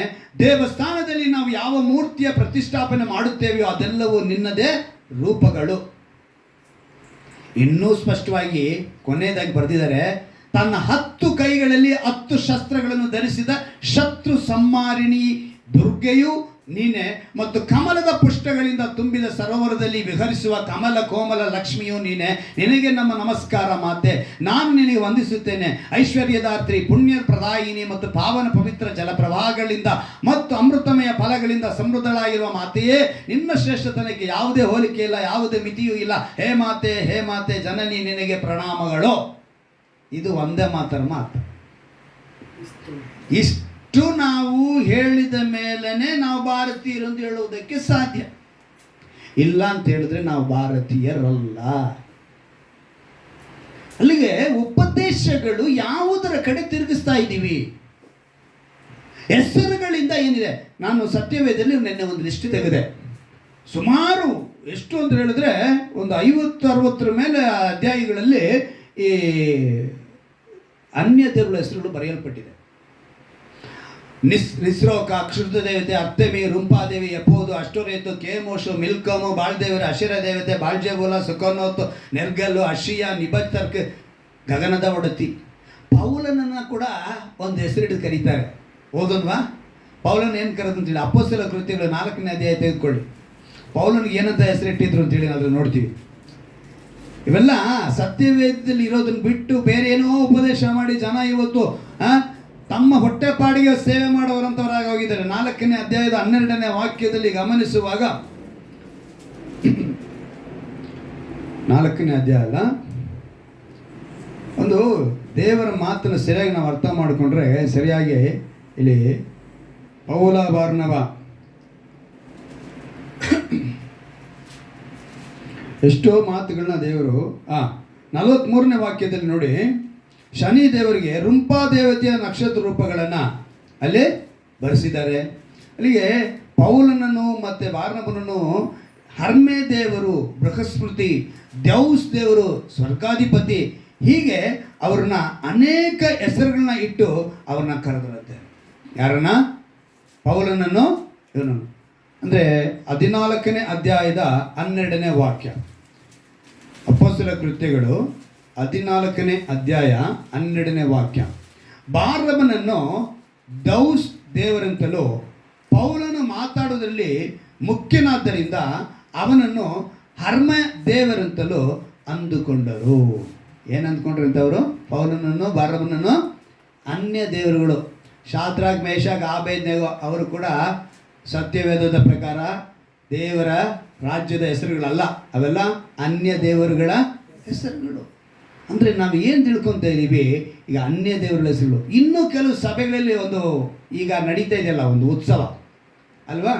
ಈ ಉತ್ಸವ ನಡೀತಾ ಇರೋದಕ್ಕೆ ಕೆಲವರು ಪ್ರಶ್ನೆ ಬಂದಿದೆ, ನನ್ನ ಹತ್ರನೂ ತುಂಬ ಸಲ ಬಂದಿದೆ. ಅದನ್ನು ನಾನು ಅದಕ್ಕೆ ಸರಿಯಾಗಿ ಉತ್ತರ ಕೊಟ್ಟಿದ್ದೀನಿ. ಆದರೆ ಉಪದೇಶಗಳು ಹೆಂಗೆ ಹೋಗಿದೆ ಅಂತೇಳಿ ನಾನು ನಿನ್ನೆ ಹೋಗಿದ್ನಲ್ಲ 12 ಅವರ್ ಪ್ರೇಯರಲ್ಲಿ, ಅದರಲ್ಲಿ ಆ ಪಾಯಿಂಟ್ ಹೇಳ್ಬಿಟ್ರು ಅವ್ರು. ನನಗೆ ತುಂಬ ಬೇಸರ ಆಯಿತು. ಏನಂತ ಹೇಳಿದ್ರೆ, ಕ್ರೈಸ್ತರ ಸಭೆಗಳಲ್ಲಾಗ್ಬೋದು ಅಥವಾ ಕ್ರೈಸ್ತರು ಹಬ್ಬಗಳಿಗೆ, ಜಾತ್ರೆಗಳಿಗೆ, ಅನ್ಯರ ಹಬ್ಬಕ್ಕೆ, ಜಾತ್ರೆಗೆ ಚಂದ ಕೊಡ್ಬೋದಾ ಕೊಡಬಾರ್ದ ಅಂತ ಒಂದು ಪ್ರಶ್ನೆ.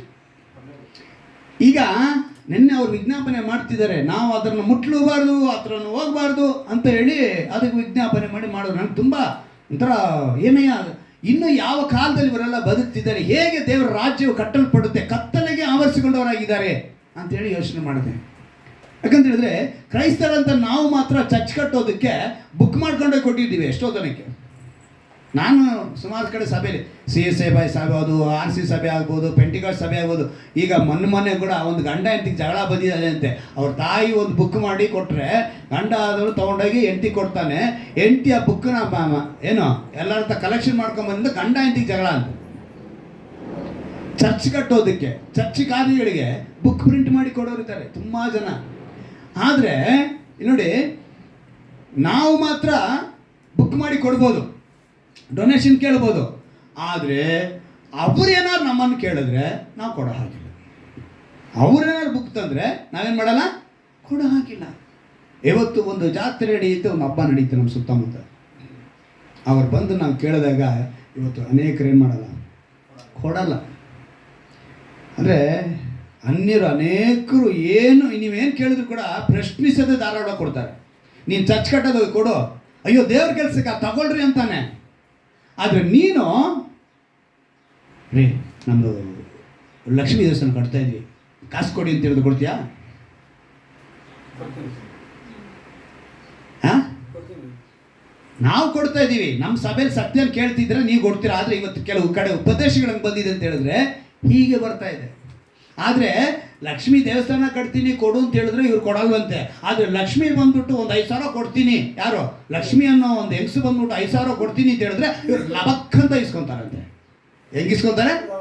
ಹಾ, ಆದ್ರೆ ಇವರು ಮಾತ್ರ ಕೊಡಲ್ವಂತೆ. ಇವತ್ತು ಮನುಷ್ಯನಲ್ಲಿ ಅನೇಕ ವಿಧವಾದ ಉಪದೇಶಗಳು ನಾನು ಕೊಟ್ಟಿದ್ದೀನಿ. ನಾನು ಎಲ್ಲ ವಿಧವಾದ ಜಾತ್ರೆಗಳಿಗೂ ಕೊಟ್ಟಿದ್ದೀನಿ, ಹಬ್ಬಗಳಿಗೆ ಕೊಟ್ಟಿದ್ದೀನಿ. ನಾನೇನು ಮಾಡ್ತೀನಿ ಅಂತ ಹೇಳಿದ್ರೆ, ಅವ್ರು ತಗೊಳ್ಳೋರು ಯಾರು ಅಂತ ಫಸ್ಟ್ ನೋಡ್ತೀನಿ. ಒಳ್ಳೆ ಕೆಲಸಕ್ಕೆ ಉಪಯೋಗಿಸ್ಕೊಳ್ತಾರ ಅಂತ ಗಮನಿಸ್ತೀನಿ. ಅವ್ರು ಅನ್ನದಾನ ಮಾಡ್ತಾರಾ ಅಥವಾ ಒಂದು ಬುಕ್ ವಿತರಣೆ ಮಾಡ್ತಾರಾ, ಏನು ಒಳ್ಳೆ ಕಾರ್ಯ ಮಾಡ್ತೀನಿ ಅಂತಾರ, ಅದಕ್ಕೆ ಕೊಡ್ತೀನಿ. ಆರ್ಕೆಸ್ಟ್ರಾ ನಡೆಸ್ತೀನಿ ಅಂತ ಹೇಳಿದ್ರೆ ಕೊಡಲ್ಲ. ನಾನು ಹೇಳ್ಬಿಟ್ಟೆ ಕೊಡ್ತೀನಿ. ಆರ್ಕೆಸ್ಟ್ರಾ ನಡೆಸ್ತೀನಿ ಅಂದರೆ ನಾನು ಕೊಡಲ್ಲ. ಬೇರೆ ಅನ್ನದಾನ ಮಾಡ್ತೀನಿ, ಅನ್ನದಾನ ಕೊಡ್ತೀನಿ. 50 ರೂಪಾಯಿ ಇಲ್ಲ 100 ರೂಪಾಯಿ. ದಾರಿನಲ್ಲಿ ಕೆಲವು ಮಕ್ಕಳು ಬರ್ತಾರೆ, ಚಿಕ್ಕ ಮಕ್ಕಳು. ಆ ಮಕ್ಕಳು ಪ್ರೀತಿಗೆಲ್ಲಕ್ಕೆ ನಾನು 10-20 ಕೊಡ್ತೀನಿ. ಈ ಹಬ್ಬದ ಟೈಮಲ್ಲಿ ಅವ್ರು ಬಂದು ಬುಕ್ ತಗೊಂಡ್ಬರ್ತಾರೆ. ಕೆಲವರು ಬುಕ್ಕೆಲ್ಲ ಬೇಡ, ಹೋಗ್ರಲ್ಲಿ 20 ತಗೊಂಡು. ತಾವರೆ ಸೇವೆಗೆ ಹೋಗ್ಬೇಕಾದ್ರೆ ನಂಗೆ ತುಂಬ ಪರಿಸ್ಥಿತಿ ಬರೋದು ಆ ಥರ. ಆದರೆ ಕೆಲವು ಸಮಯ ದೇವರು ತಪ್ಪಿಸಿ ನಮ್ಮನ್ನು ಕಳಿಸೋರು. ಆದರೆ ಕೆಲವು ಸಮಯ ಕೊಡಬೇಕಾದ್ರೆ ಪರಿಸ್ಥಿತಿ ಬರೋದು. ನಾನು ಮುಂದೆ ಇದ್ದಂಥ ಸಹೋದರಿಗೆ ಗೊತ್ತಿದ್ದಂಗೆ ಅವ್ರು ಕೊಟ್ಬಿಟ್ಟೆ, ಸೈಡ್ಗೆ ಕೊಟ್ಬಿಟ್ಟು ಹೋಗ್ಬಿಡುದು. ಆಯ್ತು ನಡೀರಿ ಅಂತೇಳಿ ಹೋಗ್ಬಿಡ್ತೀವಿ. ಅಂದರೆ ನಾವು ಇವತ್ತು ಹೆಂಗಿದ್ದೀವಿ? ಅವ್ರ ಹತ್ರ ದುಡ್ಡು ತಗೊಳಕ್ಕೆ ನಮ್ಗೆ ಇಷ್ಟ ಇದೆ, ಆದರೆ ನಾವು ಮಾತ್ರ ಏನು ಮಾಡ್ತಾ ಇಲ್ಲ, ಅವ್ರು ಕೊಡೋಕ್ಕೆ ಮನಸ್ಸಿಲ್ಲ. ಅವ್ರ ಹತ್ರ ಎಲ್ಲ ವಿಧವಾದ ಒಂದು ಸಹಾಯನ ಪಡ್ಕೊಳ್ತೀವಿ. ವಸ್ತು ಕೊಡ್ತಾರೆ ಕೆಲವರು, ಇನ್ನೂ ಏನೇನೋ ಕೊಡ್ತಾರೆ. ಆದರೆ ನಾವೇನು ಮಾಡ್ತೀವಿ? ಎಲ್ಲವನ್ನ ತೆಗೆದುಕೊಳ್ತೀವಿ. ಆದರೆ ನಾವು ಮಾತ್ರ ಅವ್ರಿಗೆ ಕೊಡಲ್ಲ. ಎಲ್ಲ ದೇವರುಗಳಲ್ಲಿ ಯೇಸು ಒಬ್ಬರು ಅಂತ ಹೇಳುವಂಥ ಅನೇಕ ಜನರಿದ್ದಾರೆ. ಅವ್ರು ಕೊಡೋದನ್ನು ಕೂಡ ನಾವು ಇಸ್ಕೊಳ್ತೀವಿ, ಆದರೆ ಅವ್ರಿಗೆ ನಾವು ಕೊಡಲ್ಲ. ದೇವರು ಇವತ್ತು ನಮಗೆ ಸ್ಪಷ್ಟವಾಗಿ ಹೇಳ್ತಿದ್ದಾರೆ, ಏಳು ಪ್ರಕಾಶಿಸು, ನಮ್ಮಿಂದ ಹೊರಗೆ ಬರಬೇಕು, ಹೊರಗೆ ಬರಬೇಕು. ಕೊನೆಯದಾಗಿ ಯಾಕೋಬನ ಪತ್ರಿಕೆಯಲ್ಲಿ ಒಂದು ಮಾತನ್ನು ಓದಿ ನಾವು ಪ್ರಾರ್ಥನೆ ಮಾಡೋಣ. 2ನೇ ಅಧ್ಯಾಯ, ಅದರಲ್ಲಿ ಕೆಲವು ವಾಕ್ಯಗಳನ್ನ ಓದ್ತೀನಿ, ಗಮನ ಇಟ್ಟು ಕೇಳಿ. ಯಾಕೋಬನ ಬರೆದ ಪತ್ರಿಕೆ 2ನೇ ಅಧ್ಯಾಯದಲ್ಲಿ 14ನೇ ವಾಕ್ಯದಿಂದ ಓದ್ತೀನಿ. ನನ್ನ ಸಹೋದರರೇ, ಒಬ್ಬನು ತನಗೆ ನಂಬಿಕೆಯುಂಟೆಂದು ಹೇಳಿಕೊಂಡು ತಕ್ಕ ಕ್ರಿಯೆಗಳಿಲ್ಲದವನಾಗಿದ್ದರೆ ಪ್ರಯೋಜನವೇನು? ತಕ್ಕ ಕ್ರಿಯೆ ಇಲ್ಲ ಅಂದರೆ ಪ್ರಯೋಜನ ಏನು? ನಂತರ ಹೇಳ್ತಾರೆ, ಅಂತ ನಂಬಿಕೆಯು ಇವನನ್ನು ರಕ್ಷಿಸುವುದು. ಒಬ್ಬ ಸಹೋದರನಿಗೆ ಇಲ್ಲವೇ ಒಬ್ಬ ಸಹೋದರಿಗೆ ಬಟ್ಟೆಯು ಆ ದಿನದ ಆಹಾರವೂ ಇಲ್ಲದೆ ಇರುವಾಗ ನಿಮ್ಮಲ್ಲಿ ಒಬ್ಬನು ಅವರಿಗೆ ದೇಹಕ್ಕೆ ಬೇಕಾದದನ್ನು ಕೊಡದೆ ಸಮಾಧಾನದಿಂದ ಹೋಗಿರಿ, ಬೆಂಕಿ ಕಾಯಿಸಿಕೊಳ್ಳಿರಿ, ಹೊಟ್ಟೆ ತುಂಬಿಸಿಕೊಳ್ಳಿ ಎಂದು ಬರೀ ಮಾತು ಹೇಳಿದರೆ ಪ್ರಯೋಜನವೇನು? ಊಟಕ್ಕಿಲ್ಲದೆ ಬಂದಿದ್ದಾನೆ, ಅವನಿಗೆ ಬರೀ ಪ್ರಾರ್ಥನೆ ಮಾತ್ರ ಮಾಡ್ತೀನಿ ಅಂದರೆ ಹೇಗೆ? ನಿನ್ನ ಕೈಯಲ್ಲಿ ಇತ್ತು ಅಂದರೆ ಖಂಡಿತವಾಗಿ ಕೊಡಲೇಬೇಕು. 10 ರೂಪಾಯಿ ಇದ್ರೂ ಸರಿ, 5 ರೂಪಾಯಿ ಇದ್ರೂ ಸರಿ, ಇದನ್ನು ಕೊಟ್ಟು ಏನಾರು ಮಾಡ್ಬೇಕು. ನಿನ್ನ ಹತ್ರ ಏನೂ ಇಲ್ಲ ಅಂತ ಹೇಳಿದ್ರೆ ಕೊಡಬೇಕು, ಆಗಲಿ ಬಿಡು, ಸಾಲ ಮಾಡಿ ಕೊಡು ಅಂತ ಹೇಳಿಲ್ಲ ದೇವರು. ಆದರೆ ನೀನೇನು ಮಾಡಬಾರ್ದು, ಅವ್ರನ್ನ ಬೆಂಕಿ ಕಾಯಿಸ್ಕೊಳ್ಳಿ ಅಂತ ಹೇಳ್ಬಾರ್ದು, ಹೊಟ್ಟೆ ತುಂಬಿಸಿಕೊಳ್ಳಿ ಅಂತ ಹೇಳ್ಬಾರ್ದು, ಬರೀ ಮಾತು ಹೇಳ್ಬಾರ್ದು. ಹಾಗೆ ಕ್ರಿಯೆಗಳಿಲ್ಲದಿದ್ದರೆ ನಂಬಿಕೆಯು ತನ್ನಲ್ಲಿ ಜೀವವಿಲ್ಲದು. ಹೀಗೆಲ್ಲವಾದರೆ ಒಬ್ಬ ಮನುಷ್ಯನು, ನಿನಗೆ ನಂಬಿಕೆಯುಂಟು, ನನಗೆ ಕ್ರಿಯೆಗಳುಂಟು, ನಾನು ನನ್ನ ಕ್ರಿಯೆಗಳ ಮುಖಾಂತರ ನನ್ನ ನಂಬಿಕೆಯನ್ನು ನಿನಗೆ ತೋರಿಸುತ್ತೇನೆ, ನೀನು ಕ್ರಿಯೆಗಳಿಲ್ಲದೆ ನಿನ್ನ ನಂಬಿಕೆಯನ್ನು ನನಗೆ ತೋರಿಸು ನೋಡೋಣ ಎಂದು ಹೇಳುವನಲ್ಲವೇ? ಕ್ರಿಯೆಯಿಂದ ಏನು ಮಾಡಬೇಕು? ನಾವು ದೇವರ ಪ್ರೀತಿನ ಹಂಚಬೇಕು. ಅಂದರೆ ಬೆಳಕಿನ ರಾಜ್ಯಕ್ಕೆ ನಾವು ನಡೆಸುವಂಥರ ಇರಬೇಕು. ಈಗ ನಾವು ಕೇಳಬೇಕಿರೋದೇನೆ, ಅಪ್ಪ ನಿನ್ನ ತುತ್ತೂರಿ ಶಬ್ದ ಬಂದಾಗ ನಾನು ಎಲ್ಲಿ ನಿಂತಿರಬೇಕು? ಬೆಳಕಿನ ರಾಜ್ಯದ ಕಡೆಗೆ. ಎಲ್ಲ ಮೊಣಕಾಲಕ್ಕೆ ಕೇಳೋಣ. ದೇವರೊಂದು ಅದ್ಭುತವಾದ ಮಾತನ್ನು ನಿಮಗೆ ತಿಳಿಯಪಡಿಸಿದ್ದಾರೆ. ನೀವು ಯಾರಿಗೂ ತೀರ್ಪು ಮಾಡಬೇಡಿ. ನಾವು ತೀರ್ಪು ಮಾಡುವುದಕ್ಕೆ ಬಂದವರಲ್ಲ, ನಾವೆಲ್ಲ ಕ್ರಿಸ್ತನ ಪ್ರೀತಿನ ಹಂಚಿಕೊಳ್ಳುವುದಕ್ಕಾಗಿ ಬಂದಿರೋರು. ಇವತ್ತು ಅನೇಕರು ಆಹಾರದ ವಿಷಯಗಳಲ್ಲಿ, ಈಗ ನಾವು ಹೇಳಿದ ಪ್ರಕಾರ ಚಂದ ಕೊಡುವ ವಿಷಯಗಳಲ್ಲಿ ಆಗ್ಬೋದು, ಅದು ಅನ್ಯ ದೇವರ ಹೆಸರನ್ನ ಇಂಥ ಉಪದೇಶಗಳಿಂದ ನಾವು ಕ್ರಿಸ್ತನ ಪ್ರೀತಿಯನ್ನು ಸರಿಯಾಗಿ ಹಂಚುತ್ತಿಲ್ಲ. ಆದರೆ ದೇವರು ನಮಗೆ ಇವತ್ತು ಒಂದು ಒಳ್ಳೆಯ ವಾಕ್ಯದಿಂದ ನಮ್ಮನ್ನು ಬಲಪಡಿಸುವರಾಗಿದ್ದಾರೆ. ನಾವು ಅವರಿಗೆ ಕೊಟ್ಟಬೇಕು, ಅವರು ನಮಗೆ ಕೊಡಬೇಕು. ಅಂಥ ಗುಣ ನಮ್ಮಲ್ಲಿರಬೇಕು. ನಾವೆಲ್ಲರನ್ನು ನಿನ್ನಂತೆಯೇ ನಿನ್ನ ನೆರೆಯನ್ನು ಪ್ರೀತಿಸು ಎಂಬ ಮಾತಿನಂತೆ ನಡೆಯಬೇಕು. ನಾವೆಲ್ಲರನ್ನು ಪ್ರೀತಿಸುವರಾಗಿ ಕಣ್ಣು ಬಿಡಬೇಕು. ದೇವರ ವಾಗ್ದಾನವನ್ನು ನೆನೆಸಿಕೊಂಡವರಾಗಿ ಇವತ್ತು ನಾವು ಕೇಳಿದ ವಾಕ್ಯದ ಪ್ರಕಾರ ನಾವೆಲ್ಲರೂ ಕೂಡ ಬೆಳಕಿನ ರಾಜ್ಯದ ಕಡೆಗೆ ಏಳು ಪ್ರಕಾಶಿಸು ಎಂಬ ಮಾತಿನಂತೆ ನಾವು ಪ್ರಕಾಶಿಸುವರಾಗಿ ಕಾಣಲ್ಪಡಬೇಕು. ನಿನಗೆ ಬೆಳಕು ಬಂತು, ಯೆಹೋವನ ತೇಜಸ್ಸು ನಿನ್ನ ಮೇಲೆ ಉದಯಿಸಿದೆ. ಇಗೋ ಕತ್ತಲು ಭೂಮಿಯನ್ನು ಆವರಿಸಿದೆ, ಕಾರ್ಗತ್ತಲು ಜನಾಂಗಗಳನ್ನು ಮುಚ್ಚಿದೆ. ನಿನ್ನ ಮೇಲಾದರೂ ಯೆಹೋವನು ಉದಯಿಸುವನು, ಆತನ ತೇಜಸ್ಸು ನಿನ್ನಲ್ಲಿ ಕಾಣಿಸುವುದು. ಎಂತ ಒಂದು ಅದ್ಭುತ ಮಾತು. ನೀನು ಕತ್ತಲೆ ರಾಜ್ಯಕ್ಕೆ ಸೇರಿದವನಾಗಿರದೆ ಬೆಳಕಿನ ರಾಜ್ಯದ ಕಡೆಗೆ, ಬೆಳಕಾಗಿರುವ ದೇವರು. ಒಂದು ತುತ್ತೂರಿ ಶಬ್ದ ಕೇಳಿದಾಗ ದೇವರು ಮಾತನಾಡೋದಕ್ಕೆ ಬರುತ್ತಾನೆಂದು ಎಲ್ಲರೂ ಸಿದ್ಧವಾದರು. ಈಗ 2 ಸಲ ಒಂದು ತುತ್ತೂರಿ ಶಬ್ದ ಬರುತ್ತದೆ, ಆಗ ನ್ಯಾಯಾಧಿಪತಿಯಾಗಿ ಬರುತ್ತಾರೆ. ಈಗಿರುವಂತ ಕಾಲ, ಈಗ ಯೇಸು ಬೆಳಕಾಗಿ ನಿನ್ನ ಪಕ್ಕದಲ್ಲೇ ಇದ್ದಾರೆ, ವಾಕ್ಯವೆಂಬ ಬೆಳಕಾಗಿದ್ದಾರೆ. ಬೆಳಕಿರುವಾಗಲೇ ನೀವು ನಡೆಯಬೇಕು. ಆಮೇಲೆ ಕತ್ತಲೆ ಬಂದಾಗ ನೀವು ನಡೆಯುವುದಕ್ಕೆ ಸಾಧ್ಯವಿಲ್ಲ. ನಾವು ಎಲ್ಲಿ ಹೋಗುತ್ತೇವೆ ಎಂದು ನಿಮಗೆ ಅರಿಯುವುದಿಲ್ಲ. ಆದ್ದರಿಂದ ದೇವರು ಎಚ್ಚರಿಕೆ ಪಡಿಸಿ ಹೇಳ್ತಿದ್ದಾರೆ, ನಾವು ಸಿದ್ಧವಾಗೋಣ, ಎಲ್ಲರೂ ಸಿದ್ಧವಾಗೋಣ. ಸ್ತೋತ್ರ ಕರ್ತನೆ, ಸ್ತೋತ್ರಪ್ಪ. ಕೇಳಿದ ವಾಕ್ಯದ ಪ್ರಕಾರ ಬೆಳಕಿನ ಕಡೆ ನಾವು ನಡೆಯುವಂತೆ ಕೃಪೆ ಮಾಡಿಕೊಡು. ನಮ್ಮ ರಕ್ಷಕರು ವಿಮೋಚಕನಾಗಿರುವ ಯೇಸು ಕ್ರಿಸ್ತನ ನಾಮದಲ್ಲಿ